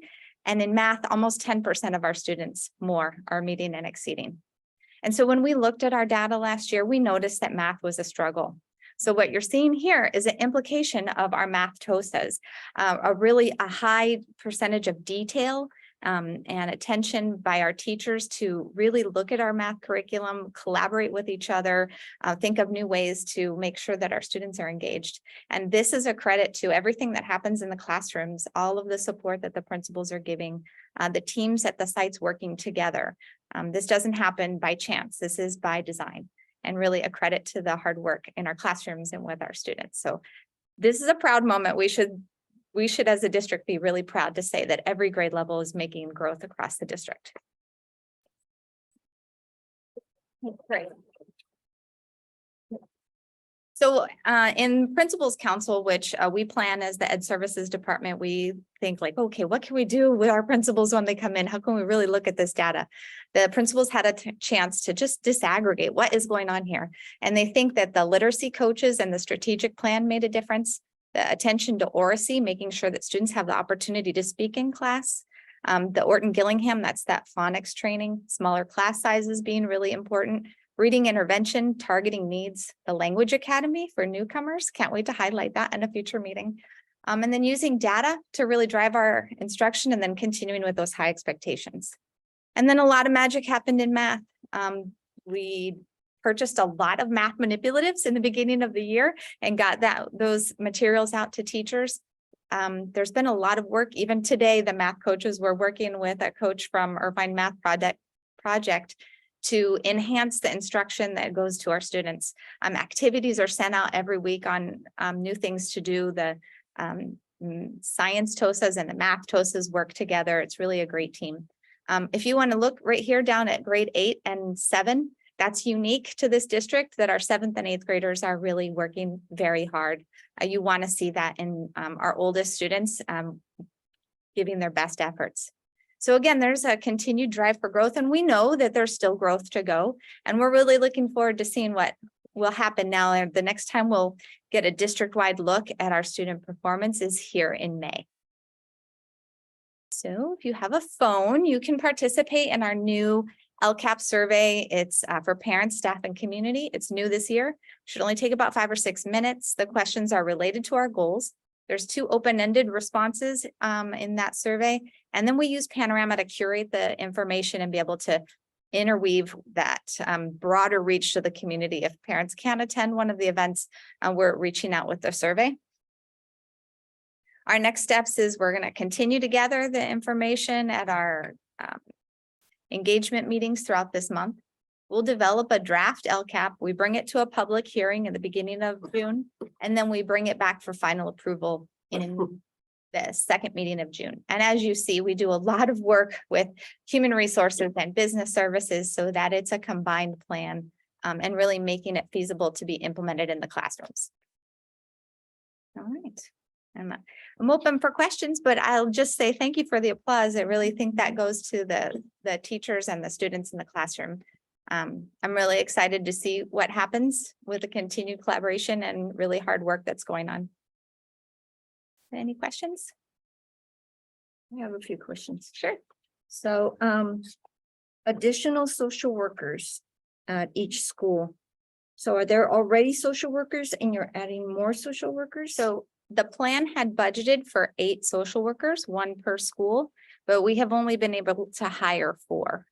So we want to continue to recruit and look for qualified candidates. It's adding social workers has been something that school districts are trying to do across the state. So they're in high demand, but we'll continue to look for that. And if we can't fill them, we're already working on plans to meet those needs if we can't fill the position.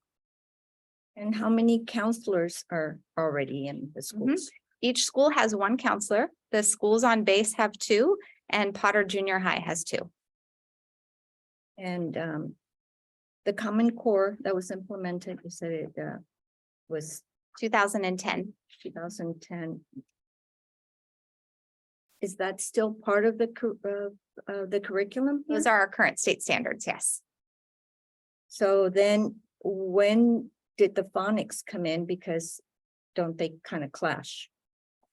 The Common Core with, at some point, the phonics was not being used, but it was changed.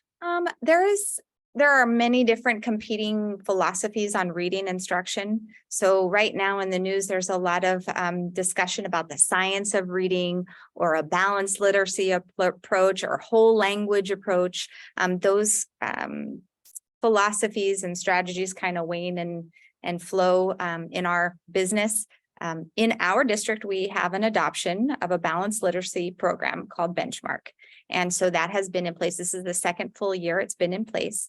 And then to enhance that or meet the needs of students who are struggling, we've done the extra training, the Orton Gillingham phonemic awareness training. So the teachers have explicit instruction on really how to teach that science of reading. And they do it in small groups. First, we started by training the special ed teachers here in Fallbrook.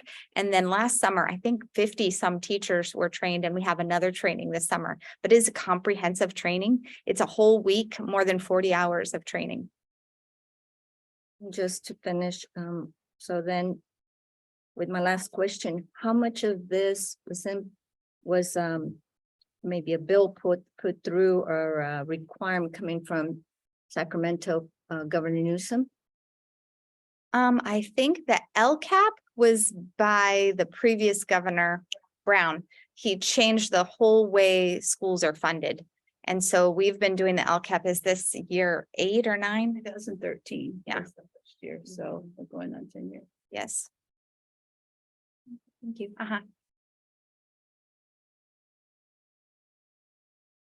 Any other questions? Okay, great. Thank you so much for your support. Thank you, Dr. Husing. And that brings us to number 2, information, workshop, and conference attendance. Any discussion? And seeing none, we will move to Roman numeral 7, consent agenda. It is recommended the governing board approve the consent agenda as presented. Do I have a motion? I make that motion. Thank you. Do I have a second? I'll second. Thank you. I'll call for the vote. Ms. McBride? Aye. Ms. Ball? Aye. Mr. Favela? Aye. And Ms. Lundin? Aye. And I will vote aye as well. Motion passes. May I just make one comment? Yes, ma'am. On the personnel report, routine personnel report for this meeting was the appointment of a new assistant principal from one of our teachers, Mrs. Jessica Ramirez, who happens to be in the very back there. So.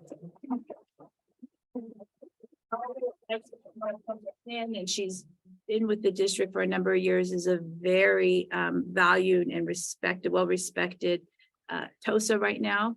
for our special ed department.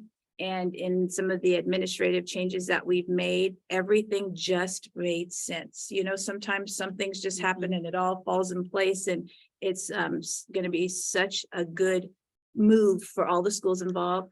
I just wanted to recognize Mrs. Ramirez as making that promotion up to assistant principal at Potter Junior High.